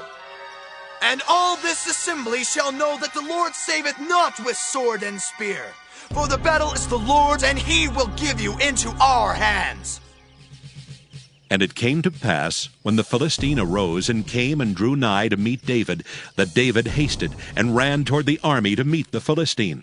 And David put his hand in his bag, and took thence a stone, and slang it, and smote the Philistine in his forehead, that the stone sunk into his forehead, and he fell upon his face to the earth. So David prevailed over the Philistine with a sling and with a stone, and smote the Philistine, and slew him. But there was no sword in the hand of David. Therefore David ran, and stood upon the Philistine, and took his sword, and drew it out of the sheath thereof, and slew him, and cut off his head therewith. And when the Philistines saw their champion was dead, they fled. And the men of Israel and of Judah arose and shouted, and pursued the Philistines, until thou come to the valley, and to the gates of Ekron. And the wounded of the Philistines fell down by the way to Shaaraim, even unto Gath, and unto Ekron. And the children of Israel returned from chasing after the Philistines, and they spoiled their tents. And David took the head of the Philistine, and brought it to Jerusalem, but he put his armor in his tent. And when Saul saw David go forth against the Philistine, he said unto Abner, the captain of the host, Abner, whose son is this youth? And Abner said, As thy soul liveth, O king, I cannot tell. And the king said, Enquire thou whose son the stripling is. And as David returned from the slaughter of the Philistine, Abner took him and brought him before Saul with the head of the Philistine in his hand. And Saul said to him, Whose son art thou, thou young man? And David answered, I am the son of thy servant Jesse, the Bethlehemite. 1 Samuel, chapter 18. And it came to pass, when he had made an end of speaking unto Saul, that the soul of Jonathan was knit with the soul of David, and Jonathan loved him as his own soul. And Saul took him that day, and would let him go no more home to his father's house. Then Jonathan and David made a covenant, because he loved him as his own soul. And Jonathan stripped himself of the robe that was upon him, and gave it to David, and his garments, even to his sword, and to his bow, and to his girdle. And David went out whithersoever Saul sent him, and behaved himself wisely. And Saul set him over the men of war, and he was accepted in the sight of all the people, and also in the sight of Saul's servants. And it came to pass, as they came when David was returned from the slaughter of the Philistine, that the women came out of all cities of Israel, singing and dancing to meet King Saul, with tabrets, with joy, and with instruments of music. And the women answered one another as they played, and said, Saul has killed his thousands, and David his 10,000s. And Saul was very wroth, and the saying displeased him. And he said, They have ascribed unto David 10,000s, and to me they have ascribed but thousands. And what can he have more but the kingdom? And Saul eyed David from that day and forward. And it came to pass on the morrow that the evil spirit from God came upon Saul, and he prophesied in the midst of the house. And David played with his hand as at other times, and there was a javelin in Saul's hand. And Saul cast the javelin, for he said, I will smite David even to the wall with it. And David avoided out of his presence twice. And Saul was afraid of David, because the Lord was with him, and was departed from Saul. Therefore Saul removed him from him, and made him his captain over 1,000, and he went out and came in before the people. And David behaved himself wisely in all his ways, and the Lord was with him. Wherefore, when Saul saw that he behaved himself very wisely, he was afraid of him. But all Israel and Judah loved David, because he went out and came in before them. And Saul said to David, Behold my elder daughter Merab. Her will I give thee to wife. Only be thou valiant for me, and fight the Lord's battles. For Saul said, Let not mine hand be upon him, but let the hand of the Philistines be upon him. And David said unto Saul, Who am I? And what is my life, or my father's family in Israel, that I should be son-in-law to the king? But it came to pass at the time when Merab, Saul's daughter, should have been given to David, that she was given unto Adriel the Maholathite to wife. And Michal, Saul's daughter, loved David, and they told Saul, and the thing pleased him. And Saul said, I will give him her, that she may be a snare to him, and that the hand of the Philistines may be against him. Wherefore Saul said to David, Thou shalt this day be my son-in-law in the one of the twain. And Saul commanded his servants, saying, Commune with David secretly, and say, Behold, the king hath delight in thee, and all his servants love thee. Now therefore be the king's son-in-law. And Saul's servants spake those words in the ears of David. And David said, Seemeth it to you a light thing to be a king's son-in-law, seeing that I am a poor man and lightly esteemed? And the servants of Saul told him, saying, On this manner spake David. And Saul said, Thus shall ye say to David, The king desireth not any dowry, but 100 foreskins of the Philistines, to be avenged of the king's enemies. But Saul thought to make David fall by the hand of the Philistines. And when his servants told David these words, it pleased David well to be the king's son-in-law, and the days were not expired. Wherefore David arose and went, he and his men, and slew of the Philistines 200 men. And David brought their foreskins, and they gave them in full tale to the king, that he might be the king's son-in-law. And Saul gave him Michal his daughter to wife. And Saul saw and knew that the Lord was with David, and that Michal, Saul's daughter, loved him. And Saul was yet the more afraid of David, and Saul became David's enemy continually. Then the princes of the Philistines went forth, and it came to pass, after they went forth, that David behaved himself more wisely than all the servants of Saul, so that his name was much set by. 1 Samuel chapter 19. And Saul spake to Jonathan his son, and to all his servants, that they should kill David. But Jonathan, Saul's son, delighted much in David. And Jonathan told David, saying, Saul my father seeketh to kill thee. Now therefore I pray thee, take heed to thyself until the morning, and abide in a secret place, and hide thyself. And I will go out, and stand beside my father in the field where thou art, and I will commune with my father of thee. And what I see, that I will tell thee.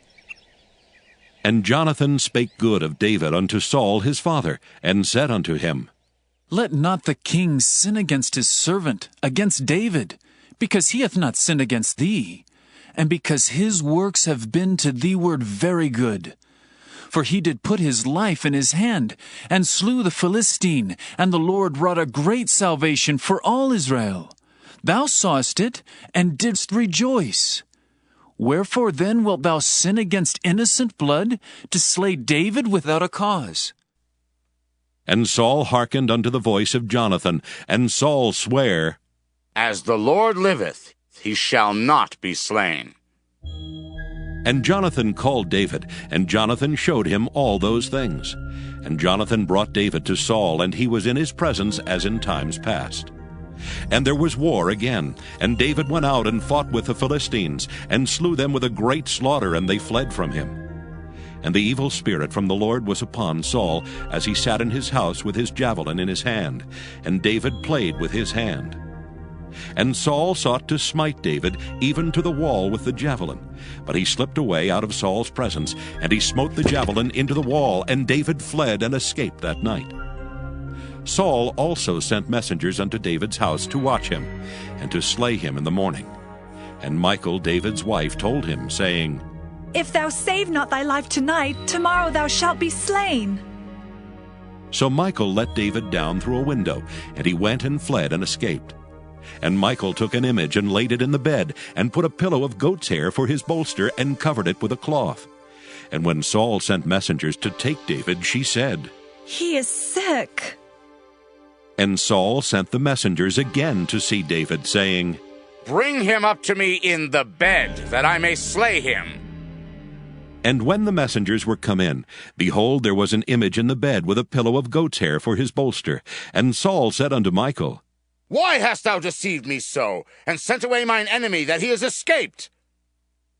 And Michal answered Saul, He said unto me, Let me go. Why should I kill thee? So David fled and escaped, and came to Samuel to Ramah, and told him all that Saul had done to him. And he and Samuel went and dwelt in Naioth. And it was told Saul, saying, Behold, David is at Naioth in Ramah. And Saul sent messengers to take David. And when they saw the company of the prophets prophesying, and Samuel standing as appointed over them, the Spirit of God was upon the messengers of Saul, and they also prophesied.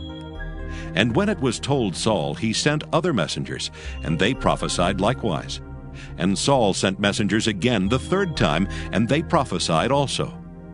Then went he also to Ramah, and came to a great well that is in Secu. And he asked and said, Where are Samuel and David? And one said, Behold, they be at Naioth in Ramah. And he went thither to Naioth and Ramah, and the Spirit of God was upon him also, and he went on and prophesied until he came to Naioth and Ramah. And he stripped off his clothes also, and prophesied before Samuel in like manner, and lay down naked all that day and all that night. Wherefore they say, Is Saul also among the prophets? 1 Samuel chapter 20. And David fled from Naioth and Ramah, and came and said before Jonathan, What have I done? What is mine iniquity? And what is my sin before thy father, that he seeketh my life? And he said unto him, God forbid, thou shalt not die. Behold, my father will do nothing, either great or small, but that he will show it me. And why should my father hide this thing from me? It is not so. And David sware moreover, and said, Thy father certainly knoweth that I have found grace in thine eyes. And he saith, Let not Jonathan know this, lest he be grieved. But truly as the Lord liveth, and as thy soul liveth, there is but a step between me and death. Then said Jonathan unto David, Whatsoever thy soul desireth, I will even do it for thee. And David said unto Jonathan, Behold, tomorrow is the new moon, and I should not fail to sit with the king at meat. But let me go, that I may hide myself in the field unto the 3rd day at even. If thy father at all miss me, then say, David earnestly asked leave of me that he might run to Bethlehem his city, for there is a yearly sacrifice there for all the family. If he say thus, it is well. Thy servant shall have peace. But if he be very wroth, then be sure that evil is determined by him. Therefore thou shalt deal kindly with thy servant, for thou hast brought thy servant into a covenant of the Lord with thee. Notwithstanding, if there be in me iniquity, slay me thyself, for why shouldest thou bring me to thy father? And Jonathan said, Far be it from thee, for if I knew certainly that evil were determined by my father to come upon thee, then would not I tell it thee? Then said David to Jonathan, Who shall tell me? Or what if thy father answer thee roughly? And Jonathan said unto David, Come, and let us go out into the field. And they went out both of them into the field. And Jonathan said unto David, O Lord God of Israel, when I have sounded my father about tomorrow any time, or the 3rd day, and behold, if there be good toward David, and I then send not unto thee and show it thee, the Lord do so and much more to Jonathan. But if it please my father to do thee evil, then I will show it thee and send thee away, that thou mayest go in peace. And the Lord be with thee, as he hath been with my father. And thou shalt not only while yet I live show me the kindness of the Lord, that I die not, but also thou shalt not cut off thy kindness from my house forever. No, not when the Lord hath cut off the enemies of David, every one from the face of the earth. So Jonathan made a covenant with the house of David, saying, Let the Lord even require it at the hand of David's enemies. And Jonathan caused David to swear again, because he loved him, for he loved him as he loved his own soul. Then Jonathan said to David, Tomorrow is the new moon, and thou shalt be missed, because thy seat will be empty. And when thou hast stayed 3 days, then thou shalt go down quickly and come to the place where thou didst hide thyself when the business was in hand, and shalt remain by the stone Ezel. And I will shoot 3 arrows on the side thereof, as though I shot at a mark. And behold, I will send a lad, saying, Go, find out the arrows. If I expressly say unto the lad, Behold, the arrows are on this side of thee, take them. Then come thou, for there is peace to thee, and no hurt, as the Lord liveth. But if I say thus unto the young man, Behold, the arrows are beyond thee, go thy way, for the Lord hath sent thee away. And as touching the matter which thou and I have spoken of, behold, the Lord be between thee and me forever. So David hid himself in the field. And when the new moon was come, the king sat him down to eat meat. And the king sat upon his seat, as at other times, even upon a seat by the wall. And Jonathan arose, and Abner sat by Saul's side, and David's place was empty. Nevertheless Saul spake not anything that day, for he thought, Something hath befallen him. He is not clean.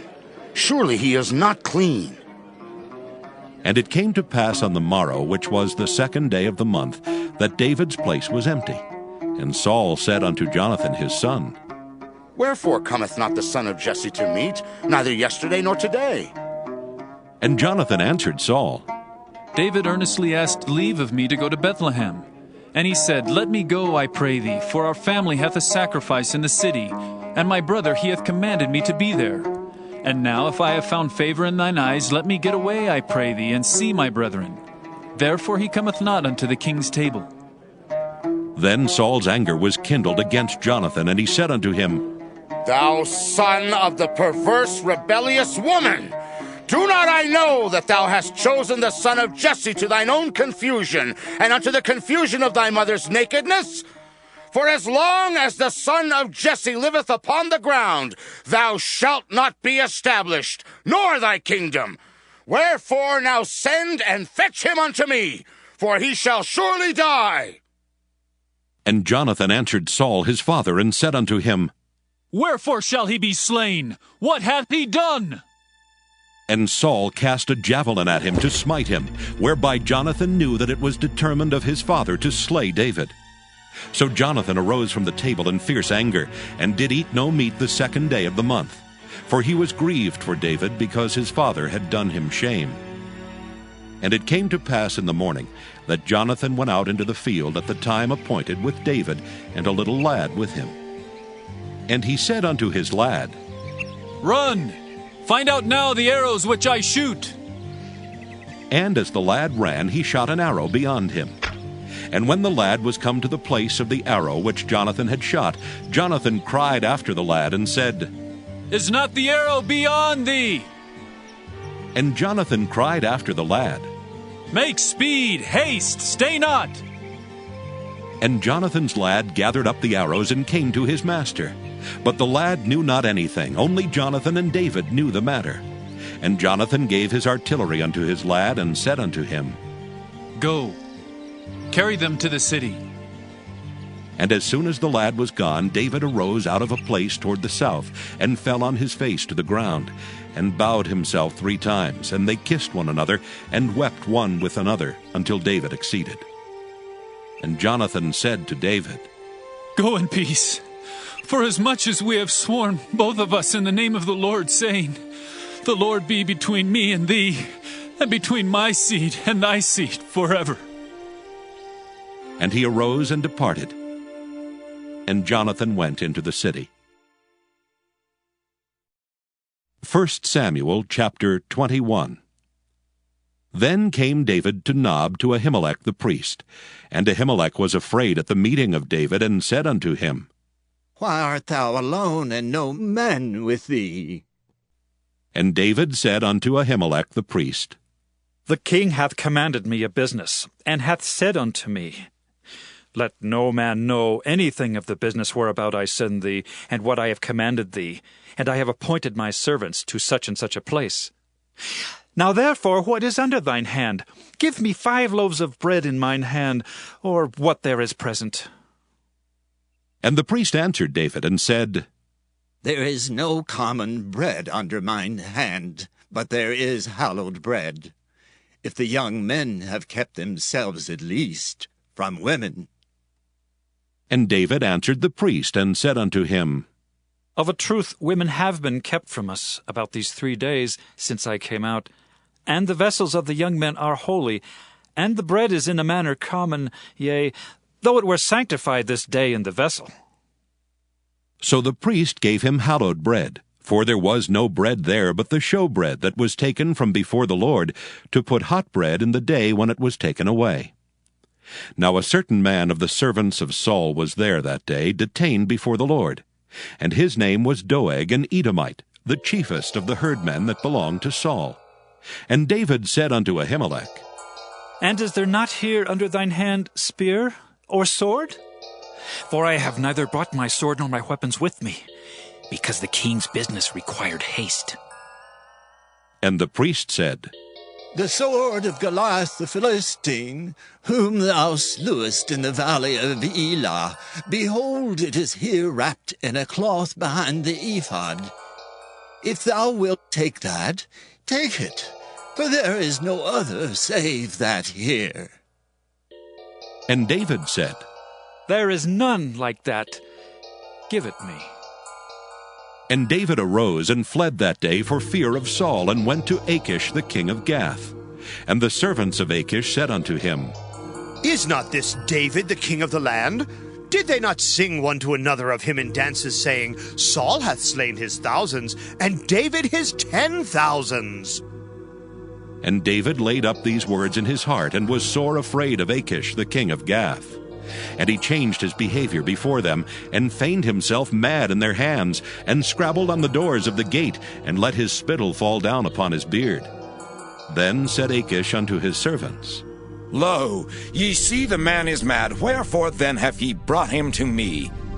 Have I need of madmen that ye have brought this fellow to play the madman in my presence? Shall this fellow come into my house? 1 Samuel chapter 22. David therefore departed thence, and escaped to the cave Adullam. And when his brethren and all his father's house heard it, they went down thither to him. And every one that was in distress, and every one that was in debt, and every one that was discontented, gathered themselves unto him, and he became a captain over them. And there were with him about 400 men.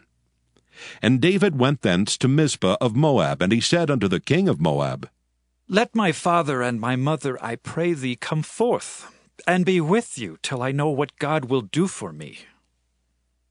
And he brought them before the king of Moab, and they dwelt with him all the while that David was in the hold. And the prophet Gad said unto David, Abide not in the hold, depart, and get thee into the land of Judah. Then David departed, and came into the forest of Hareth. When Saul heard that David was discovered, and the men that were with him, now Saul abode in Gibeah under a tree in Ramah, having his spear in his hand, and all his servants were standing about him. Then Saul said unto his servants that stood about him, Hear now, ye Benjamites. Will the son of Jesse give every one of you fields and vineyards, and make you all captains of thousands and captains of hundreds? That all of you have conspired against me, and there is none that showeth me that my son hath made a league with the son of Jesse, and there is none of you that is sorry for me, or showeth unto me that my son hath stirred up my servant against me, to lie in wait, as at this day?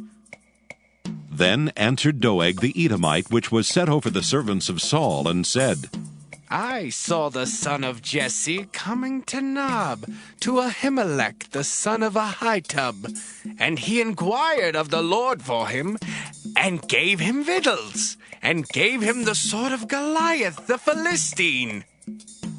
Then the king sent to call Ahimelech the priest, the son of Ahitub, and all his father's house, the priests that were in Nob, and they came all of them to the king.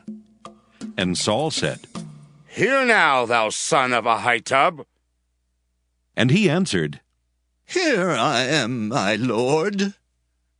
And Saul said unto him, Why have ye conspired against me, thou and the son of Jesse, in that thou hast given him bread and a sword, and hast inquired of God for him, that he should rise against me, to lie in wait, as at this day? Then Ahimelech answered the king, and said, And who is so faithful among all thy servants as David, which is the king's son-in-law, and goeth at thy bidding, and is honorable in thine house? Did I then begin to inquire of God for him? Be it far from me. Let not the king impute anything unto his servant, nor to all the house of my father. For thy servant knew nothing of all this, less or more. And the king said, Thou shalt surely die, Ahimelech, thou and all thy father's house. And the king said unto the footmen that stood about him, Turn and slay the priests of the Lord, because their hand also is with David, and because they knew when he fled, and did not show it to me. But the servants of the king would not put forth their hand to fall upon the priests of the Lord. And the king said to Doeg, Turn thou and fall upon the priests. And Doeg the Edomite turned, and he fell upon the priests, and slew on that day 75 persons that did wear a linen ephod.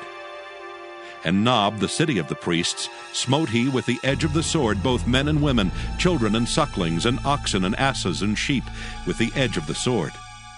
And one of the sons of Ahimelech, the son of Ahitub, named Abiathar, escaped and fled after David. And Abiathar showed David that Saul had slain the Lord's priests. And David said unto Abiathar, I knew it that day, when Doeg the Edomite was there, that he would surely tell Saul. I have occasioned the death of all the persons of thy father's house. Abide thou with me. Fear not, for he that seeketh my life seeketh thy life, but with me thou shalt be in safeguard. 1 Samuel chapter 23. Then they told David, saying, Behold, the Philistines fight against Keilah, and they rob the threshing floors. Therefore David inquired of the Lord, saying, Shall I go and smite these Philistines? And the Lord said unto David, Go, and smite the Philistines, and save Keilah. And David's men said unto him, Behold, we be afraid here in Judah. How much more then if we come to Keilah against the armies of the Philistines? Then David inquired of the Lord yet again, and the Lord answered him and said, Arise, go down to Keilah, for I will deliver the Philistines into thine hand. So David and his men went to Keilah, and fought with the Philistines, and brought away their cattle, and smote them with a great slaughter. So David saved the inhabitants of Keilah. And it came to pass, when Abiathar the son of Ahimelech fled to David to Keilah, that he came down with an ephod in his hand. And it was told Saul that David was come to Keilah, and Saul said, God hath delivered him into mine hand, for he is shut in by entering into a town that hath gates and bars. And Saul called all the people together to war, to go down to Keilah to besiege David and his men. And David knew that Saul secretly practiced mischief against him. And he said to Abiathar the priest, Bring hither the ephod. Then said David, O Lord God of Israel, thy servant hath certainly heard that Saul seeketh to come to Keilah to destroy the city for my sake. Will the men of Keilah deliver me up into his hand? Will Saul come down as thy servant hath heard? O Lord God of Israel, I beseech thee, tell thy servant. And the Lord said, He will come down.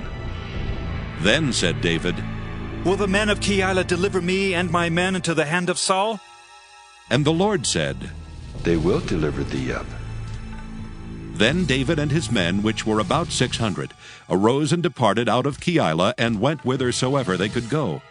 And it was told Saul that David was escaped from Keilah, and he forbare to go forth. And David abode in the wilderness in strongholds, and remained in a mountain in the wilderness of Ziph. And Saul sought him every day, but God delivered him not into his hand. And David saw that Saul was come out to seek his life, and David was in the wilderness of Ziph in a wood. And Jonathan, Saul's son, arose, and went to David into the wood, and strengthened his hand in God. And he said unto him, Fear not, for the hand of Saul my father shall not find thee, and thou shalt be king over Israel, and I shall be next unto thee, and that also Saul my father knoweth. And they two made a covenant before the Lord. And David abode in the wood, and Jonathan went to his house.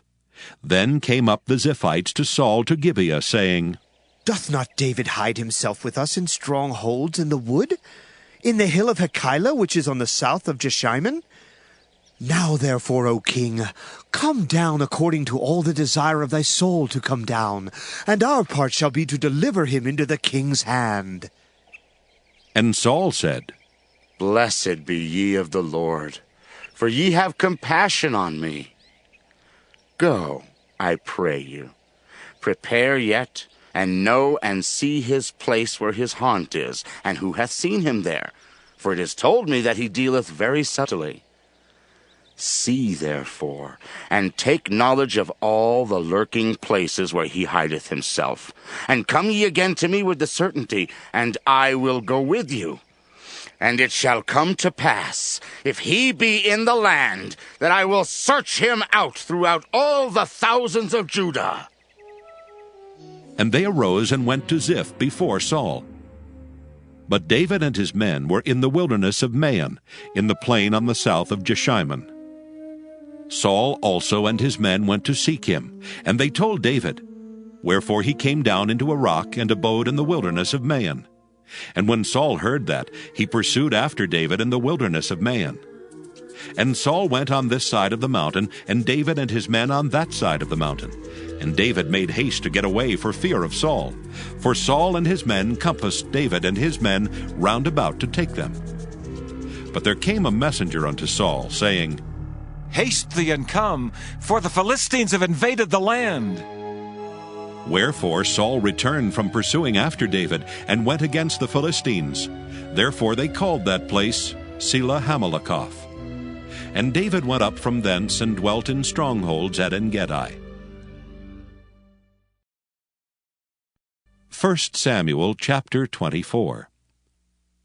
And it came to pass, when Saul was returned from following the Philistines, that it was told him, saying, Behold, David is in the wilderness of En-gedi. Then Saul took 3,000 chosen men out of all Israel, and went to seek David and his men upon the rocks of the wild goats. And he came to the sheepcotes by the way, where was a cave. And Saul went in to cover his feet, and David and his men remained in the sides of the cave.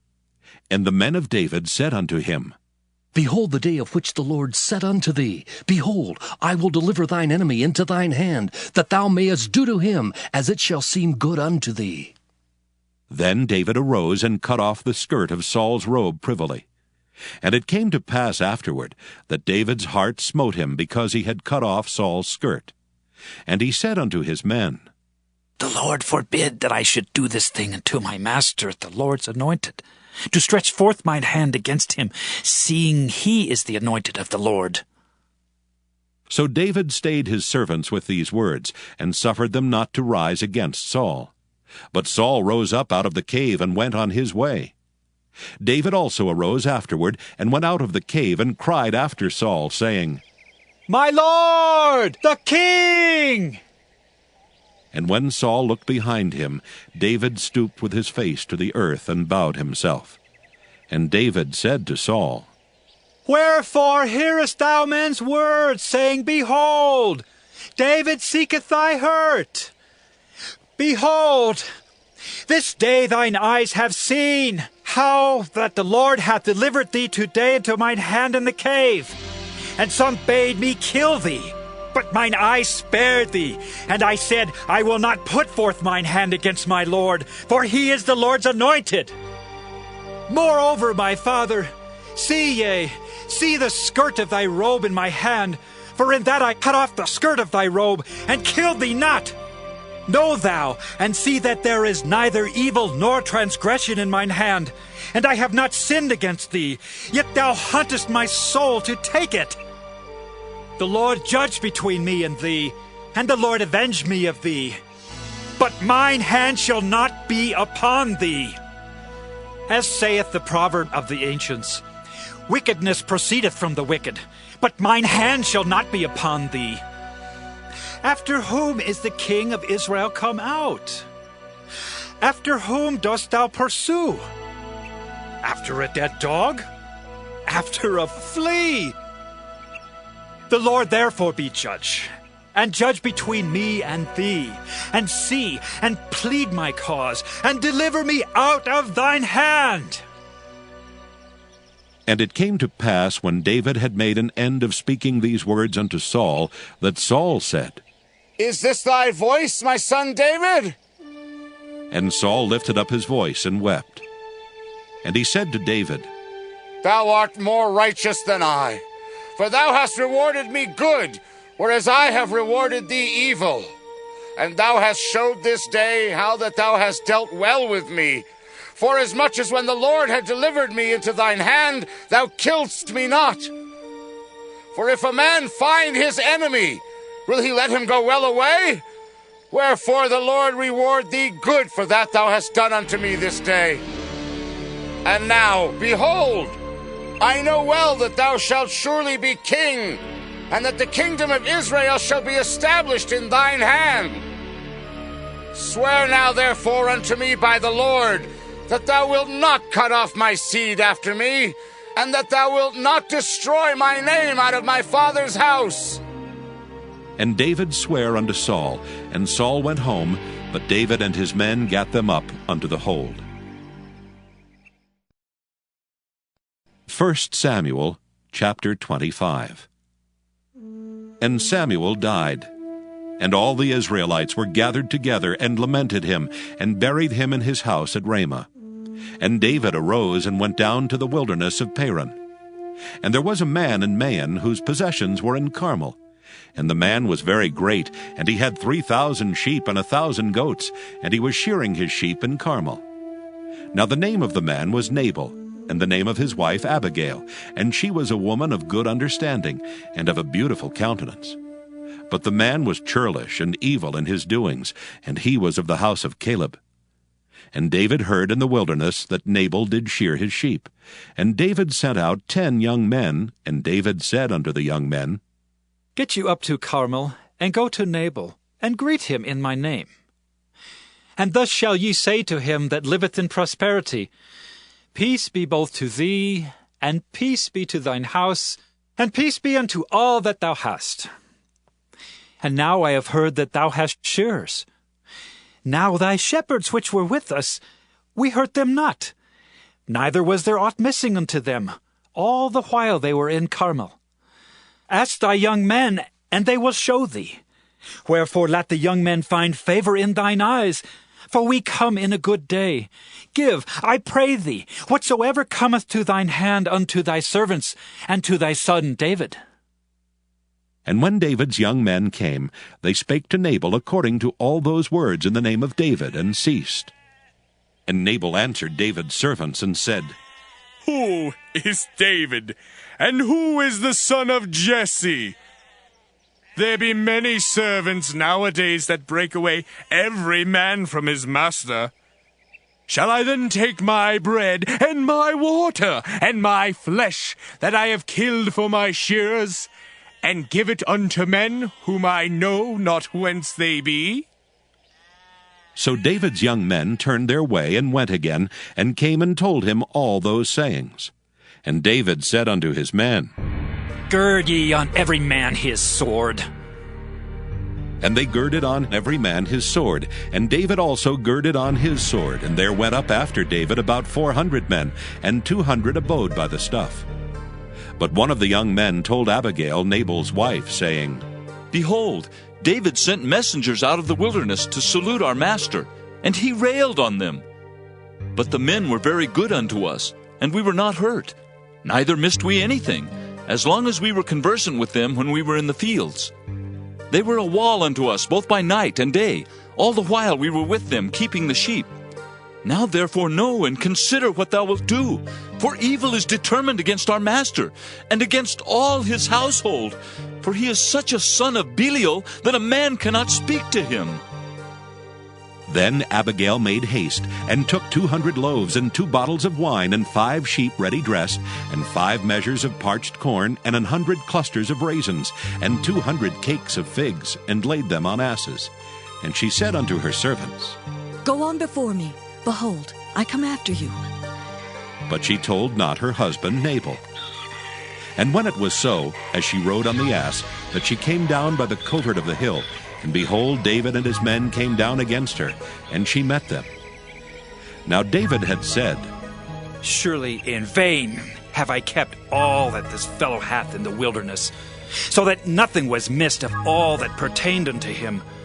And he hath requited me evil for good.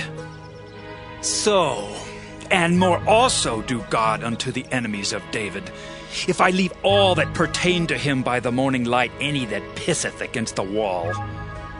And when Abigail saw David, she hasted and lighted off the ass, and fell before David on her face, and bowed herself to the ground, and fell at his feet, and said, Upon me, my lord, upon me let this iniquity be, and let thine handmaid, I pray thee, speak in thine audience, and hear the words of thine handmaid.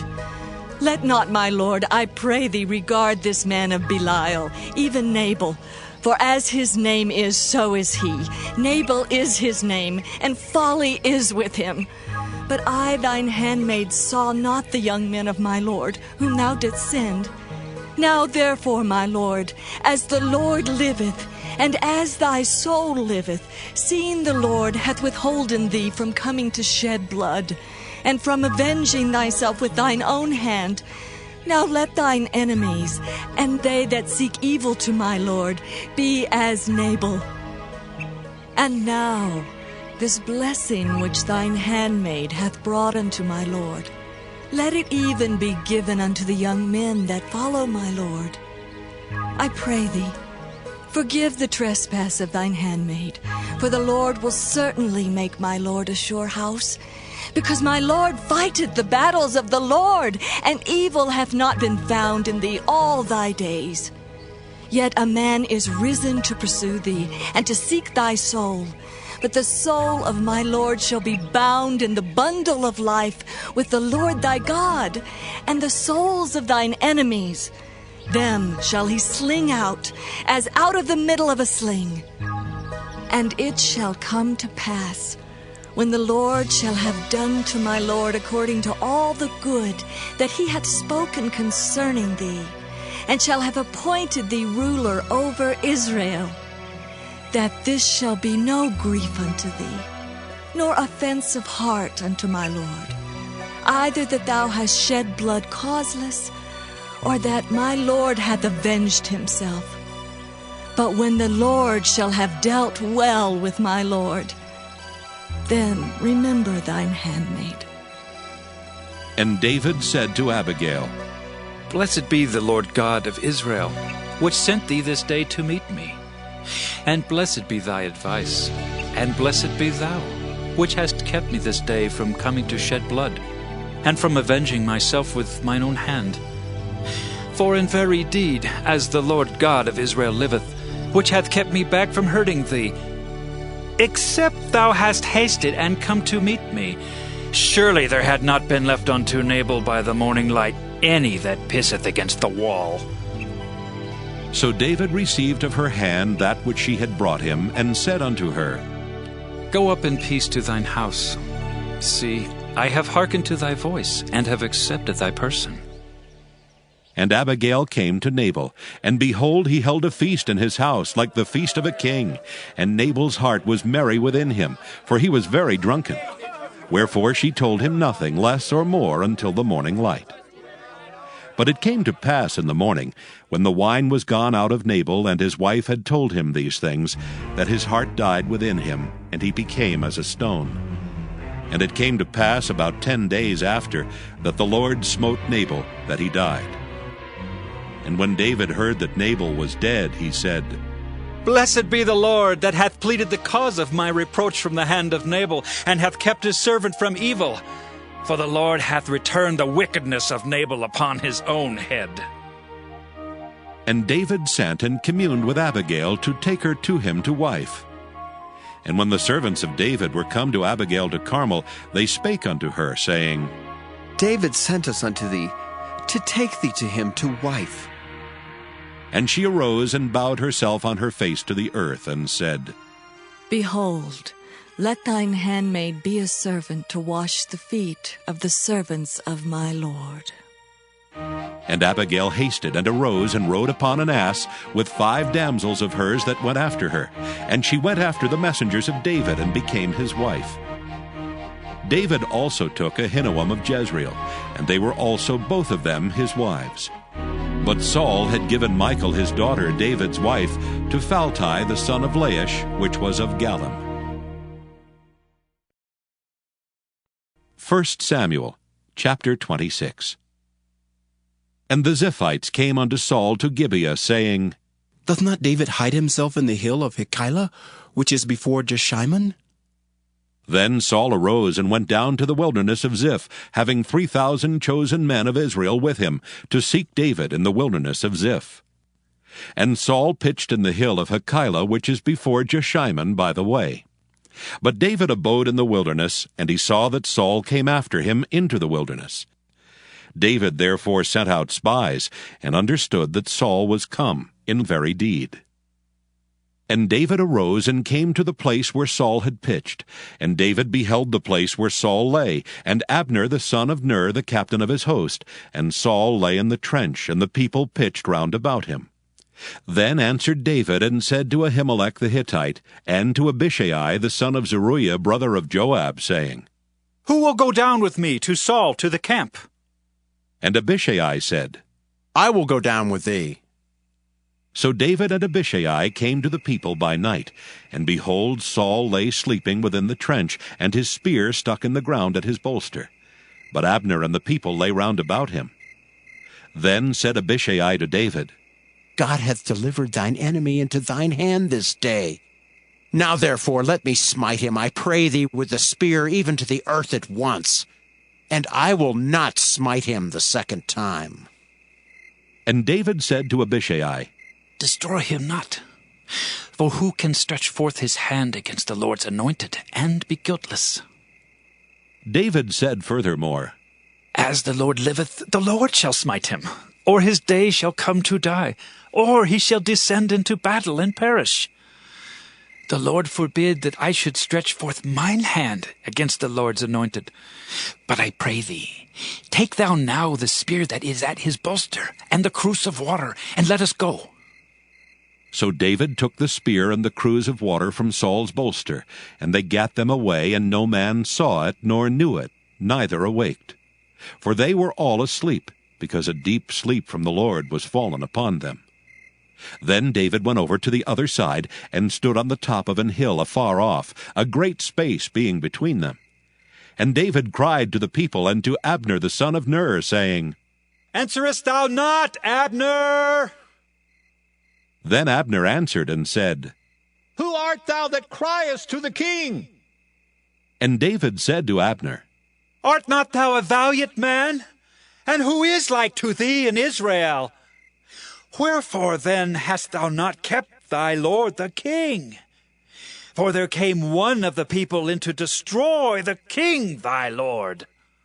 This thing is not good that thou hast done. As the Lord liveth, ye are worthy to die, because ye have not kept your master, the Lord's anointed. And now see where the king's spear is, and the cruse of water that was at his bolster. And Saul knew David's voice, and said, Is this thy voice, my son David? And David said, It is my voice, my lord, O king. And he said, Wherefore doth my lord thus pursue after his servant? For what have I done? Or what evil is in mine hand? Now therefore I pray thee, let my lord the king hear the words of his servant. If the Lord have stirred thee up against me, let him accept an offering. But if they be the children of men, cursed be they before the Lord. For they have driven me out this day from abiding in the inheritance of the Lord, saying, Go, serve other gods. Now therefore let not my blood fall to the earth before the face of the Lord, for the king of Israel is come out to seek a flea, as when one doth hunt a partridge in the mountains. Then said Saul, I have sinned. Return, my son David, for I will no more do thee harm, because my soul was precious in thine eyes this day. Behold, I have played the fool, and have erred exceedingly. And David answered and said, Behold the king's spear, and let one of the young men come over and fetch it. The Lord render to every man his righteousness and his faithfulness, for the Lord delivered thee into my hand today. But I would not stretch forth mine hand against the Lord's anointed. And behold, as thy life was much set by this day in mine eyes, so let my life be much set by in the eyes of the Lord, and let him deliver me out of all tribulation. Then Saul said to David, Blessed be thou, my son David. Thou shalt both do great things, and also shalt still prevail. So David went on his way, and Saul returned to his place. 1 Samuel chapter 27. And David said in his heart, I shall now perish one day by the hand of Saul. There is nothing better for me than that I should speedily escape into the land of the Philistines. And Saul shall despair of me, to seek me any more in any coast of Israel. So shall I escape out of his hand. And David arose, and he passed over with 600 men that were with him unto Achish, the son of Maoch, king of Gath. And David dwelt with Achish at Gath, he and his men, every man with his household, even David with his 2 wives, Ahinoam the Jezreelitess, and Abigail the Carmelitess, Nabal's wife. And it was told Saul that David was fled to Gath, and he sought no more again for him. And David said unto Achish, If I have now found grace in thine eyes, let them give me a place in some town in the country, that I may dwell there. For why should thy servant dwell in the royal city with thee? Then Achish gave him Ziklag that day. Wherefore Ziklag pertaineth unto the kings of Judah unto this day. And the time that David dwelt in the country of the Philistines was a full year and 4 months.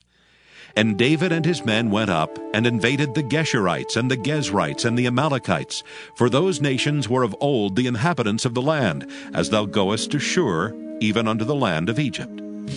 And David smote the land, and left neither man nor woman alive, and took away the sheep, and the oxen, and the asses, and the camels, and the apparel, and returned and came to Achish. And Achish said, Whither have ye made a road today? And David said, Against the south of Judah, and against the south of the Jerahmeelites, and against the south of the Kenites. And David saved neither man nor woman alive to bring tidings to Gath, saying, Lest they should tell on us, saying, So did David, and so will be his manner all the while he dwelleth in the country of the Philistines. And Achish believed David, saying, He hath made his people Israel utterly to abhor him, and therefore he shall be my servant forever. 1 Samuel chapter 28. And it came to pass in those days, that the Philistines gathered their armies together for warfare, to fight with Israel. And Achish said unto David, Know thou assuredly that thou shalt go out with me to battle, thou and thy men. And David said to Achish, Surely thou shalt know what thy servant can do. And Achish said to David, Therefore will I make thee keeper of mine head forever. Now Samuel was dead, and all Israel had lamented him, and buried him in Ramah, even in his own city. And Saul had put away those that had familiar spirits, and the wizards out of the land. And the Philistines gathered themselves together, and came and pitched in Shunem. And Saul gathered all Israel together, and they pitched in Gilboa. And when Saul saw the host of the Philistines, he was afraid, and his heart greatly trembled. And when Saul inquired of the Lord answered him not, neither by dreams, nor by Urim, nor by prophets. Then said Saul unto his servants, Seek me a woman that hath a familiar spirit, that I may go to her and inquire of her. And his servants said to him, Behold, there is a woman that hath a familiar spirit at Endor. And Saul disguised himself, and put on other raiment. And he went, and 2 men with him, and they came to the woman by night. And he said, I pray thee, divine unto me by the familiar spirit, and bring me him up whom I shall name unto thee. And the woman said unto him, Behold, thou knowest what Saul hath done, how he hath cut off those that have familiar spirits, and the wizards out of the land. Wherefore then layest thou a snare for my life to cause me to die? And Saul sware to her by the Lord, saying, As the Lord liveth, there shall no punishment happen to thee for this thing. Then said the woman, Whom shall I bring up unto thee? And he said, Bring me up Samuel.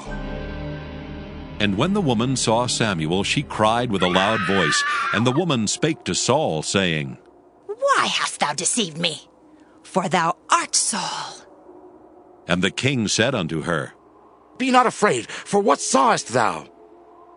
And the woman said unto Saul, I saw gods ascending out of the earth. And he said unto her, What form is he of? And she said, An old man cometh up, and he is covered with a mantle. And Saul perceived that it was Samuel, and he stooped with his face to the ground and bowed himself. And Samuel said to Saul, Why hast thou disquieted me to bring me up? And Saul answered, I am sore distressed, for the Philistines make war against me, and God is departed from me, and answereth me no more, neither by prophets nor by dreams. Therefore I have called thee, that thou mayest make known unto me what I shall do. Then said Samuel, Wherefore then dost thou ask of me, seeing the Lord is departed from thee, and is become thine enemy?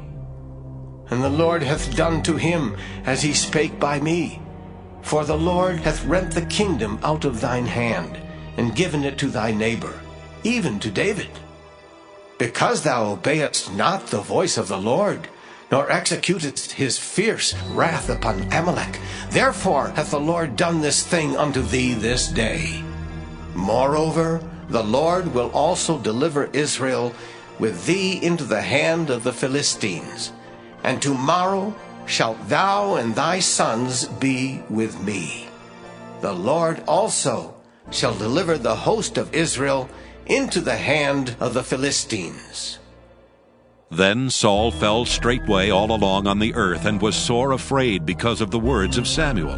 And there was no strength in him, for he had eaten no bread all the day, nor all the night.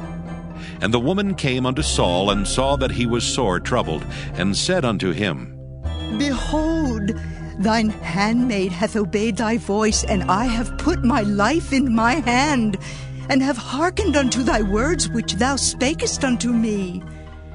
Now therefore, I pray thee, hearken thou also unto the voice of thine handmaid, and let me set a morsel of bread before thee, and eat, that thou mayest have strength when thou goest on thy way. But he refused, and said, I will not eat. But his servants together with the woman compelled him, and he hearkened unto their voice. So he arose from the earth, and sat upon the bed. And the woman had a fat calf in the house, and she hasted and killed it, and took flour and kneaded it, and did bake unleavened bread thereof. And she brought it before Saul and before his servants, and they did eat. Then they rose up and went away that night. 1 Samuel chapter 29. Now the Philistines gathered together all their armies to Aphek, and the Israelites pitched by a fountain which is in Jezreel. And the lords of the Philistines passed on by hundreds and by thousands, but David and his men passed on in the rearward with Achish. Then said the princes of the Philistines, What do these Hebrews here? And Achish said unto the princes of the Philistines, Is not this David the servant of Saul, the king of Israel, which hath been with me these days or these years? And I have found no fault in him since he fell unto me, unto this day. And the princes of the Philistines were wroth with him. And the princes of the Philistines said unto him, Make this fellow return, that he may go again to his place which thou hast appointed him, and let him not go down with us to battle, lest in the battle he be an adversary to us. For wherewith should he reconcile himself unto his master? Should it not be with the heads of these men?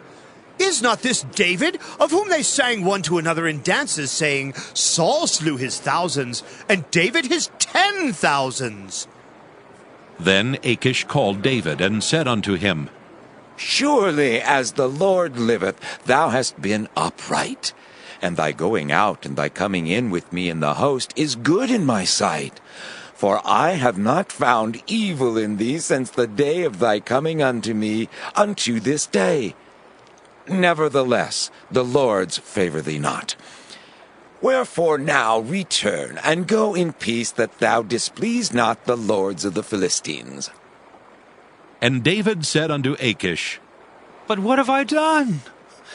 And what hast thou found in thy servant, so long as I have been with thee unto this day, that I may not go fight against the enemies of my lord the king? And Achish answered and said to David, I know that thou art good in my sight as an angel of God. Notwithstanding, the princes of the Philistines have said, He shall not go up with us to the battle. Wherefore now rise up early in the morning with thy master's servants that are come with thee, and as soon as ye be up early in the morning and have light, depart. So David and his men rose up early to depart in the morning, to return into the land of the Philistines. And the Philistines went up to Jezreel. 1 Samuel chapter 30. And it came to pass, when David and his men were come to Ziklag on the 3rd day, that the Amalekites had invaded the south, and Ziklag, and smitten Ziklag, and burned it with fire, and had taken the women captives that were therein. They slew not any, either great or small, but carried them away, and went on their way. So David and his men came to the city, and behold, it was burned with fire, and their wives and their sons and their daughters were taken captives.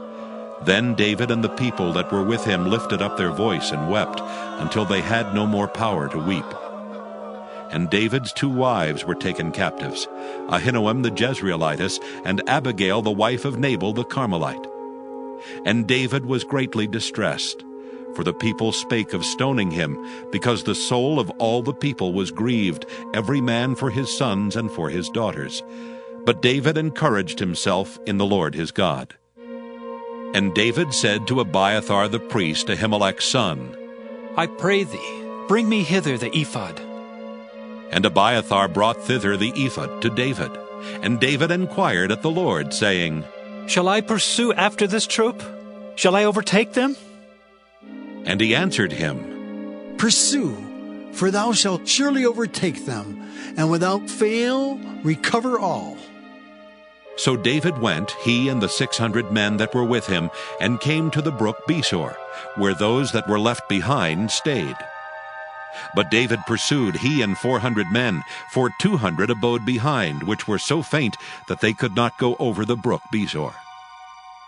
And they found an Egyptian in the field, and brought him to David, and gave him bread, and he did eat. And they made him drink water. And they gave him a piece of a cake of figs, and 2 clusters of raisins. And when he had eaten, his spirit came again to him, for he had eaten no bread, nor drunk any water 3 days and 3 nights. And David said unto him, To whom belongest thou? And whence art thou? And he said, I am a young man of Egypt, servant to an Amalekite, and my master left me, because 3 days agone I fell sick. We made an invasion upon the south of the Kerethites, and upon the coast which belongeth to Judah, and upon the south of Caleb, and we burned Ziklag with fire. And David said to him, Canst thou bring me down to this company?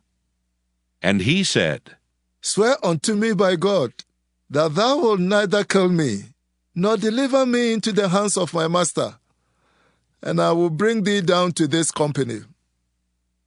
And when he had brought him down, behold, they were spread abroad upon all the earth, eating and drinking and dancing, because of all the great spoil that they had taken out of the land of the Philistines and out of the land of Judah. And David smote them from the twilight even unto the evening of the next day, and there escaped not a man of them, save 400 young men, which rode upon camels and fled. And David recovered all that the Amalekites had carried away, and David rescued his 2 wives. And there was nothing lacking to them, neither small nor great, neither sons nor daughters, neither spoil, nor anything that they had taken to them. David recovered all. And David took all the flocks and the herds which they drave before those other cattle, and said, This is David's spoil. And David came to the 200 men which were so faint that they could not follow David, whom they had made also to abide at the brook Besor. And they went forth to meet David, and to meet the people that were with him. And when David came near to the people, he saluted them.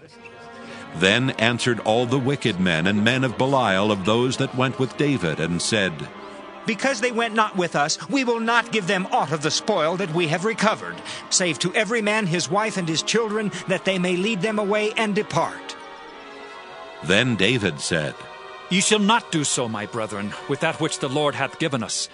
Who hath preserved us, and delivered the company that came against us into our hand? For who will hearken unto you in this matter?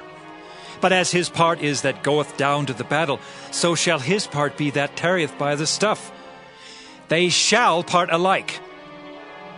And it was so from that day forward that he made it a statute and an ordinance for Israel unto this day. And when David came to Ziklag, he sent of the spoil unto the elders of Judah, even to his friends, saying, Behold, a present for you, of the spoil of the enemies of the Lord. To them which were in Bethel, and to them which were in South Ramoth, and to them which were in Jattir, and to them which were in Aroer, and to them which were in Siphmoth, and to them which were in Eshtemoa, and to them which were in Rachel, and to them which were in the cities of the Jerahmeelites, and to them which were in the cities of the Kenites, and to them which were in Hormah, and to them which were in Korashan, and to them which were in Athak, and to them which were in Hebron, and to all the places where David himself and his men were wont to haunt. 1 Samuel chapter 31. Now the Philistines fought against Israel. And the men of Israel fled from before the Philistines, and fell down slain in Mount Gilboa. And the Philistines followed hard upon Saul and upon his sons. And the Philistines slew Jonathan, and Abinadab, and Melchishua, Saul's sons. And the battle went sore against Saul, and the archers hit him, and he was sore wounded of the archers. Then said Saul unto his armor-bearer, Draw thy sword, and thrust me through therewith, lest these uncircumcised come and thrust me through, and abuse me. But his armor-bearer would not, for he was sore afraid. Therefore Saul took a sword and fell upon it. And when his armor-bearer saw that Saul was dead, he fell likewise upon his sword and died with him. So Saul died, and his 3 sons, and his armor-bearer, and all his men that same day together. And when the men of Israel that were on the other side of the valley, and they that were on the other side of Jordan, saw that the men of Israel fled, and that Saul and his sons were dead, they forsook the cities and fled, and the Philistines came and dwelt in them. And it came to pass on the morrow, when the Philistines came to strip the slain, that they found Saul and his 3 sons fallen in Mount Gilboa. And they cut off his head, and stripped off his armor, and sent into the land of the Philistines round about, to publish it in the house of their idols and among the people.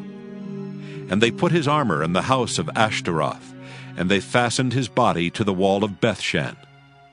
And when the inhabitants of Jabesh-Gilead heard of that which the Philistines had done to Saul, all the valiant men arose, and went all night, and took the body of Saul and the bodies of his sons from the wall of Bethshan, and came to Jabesh, and burnt them there.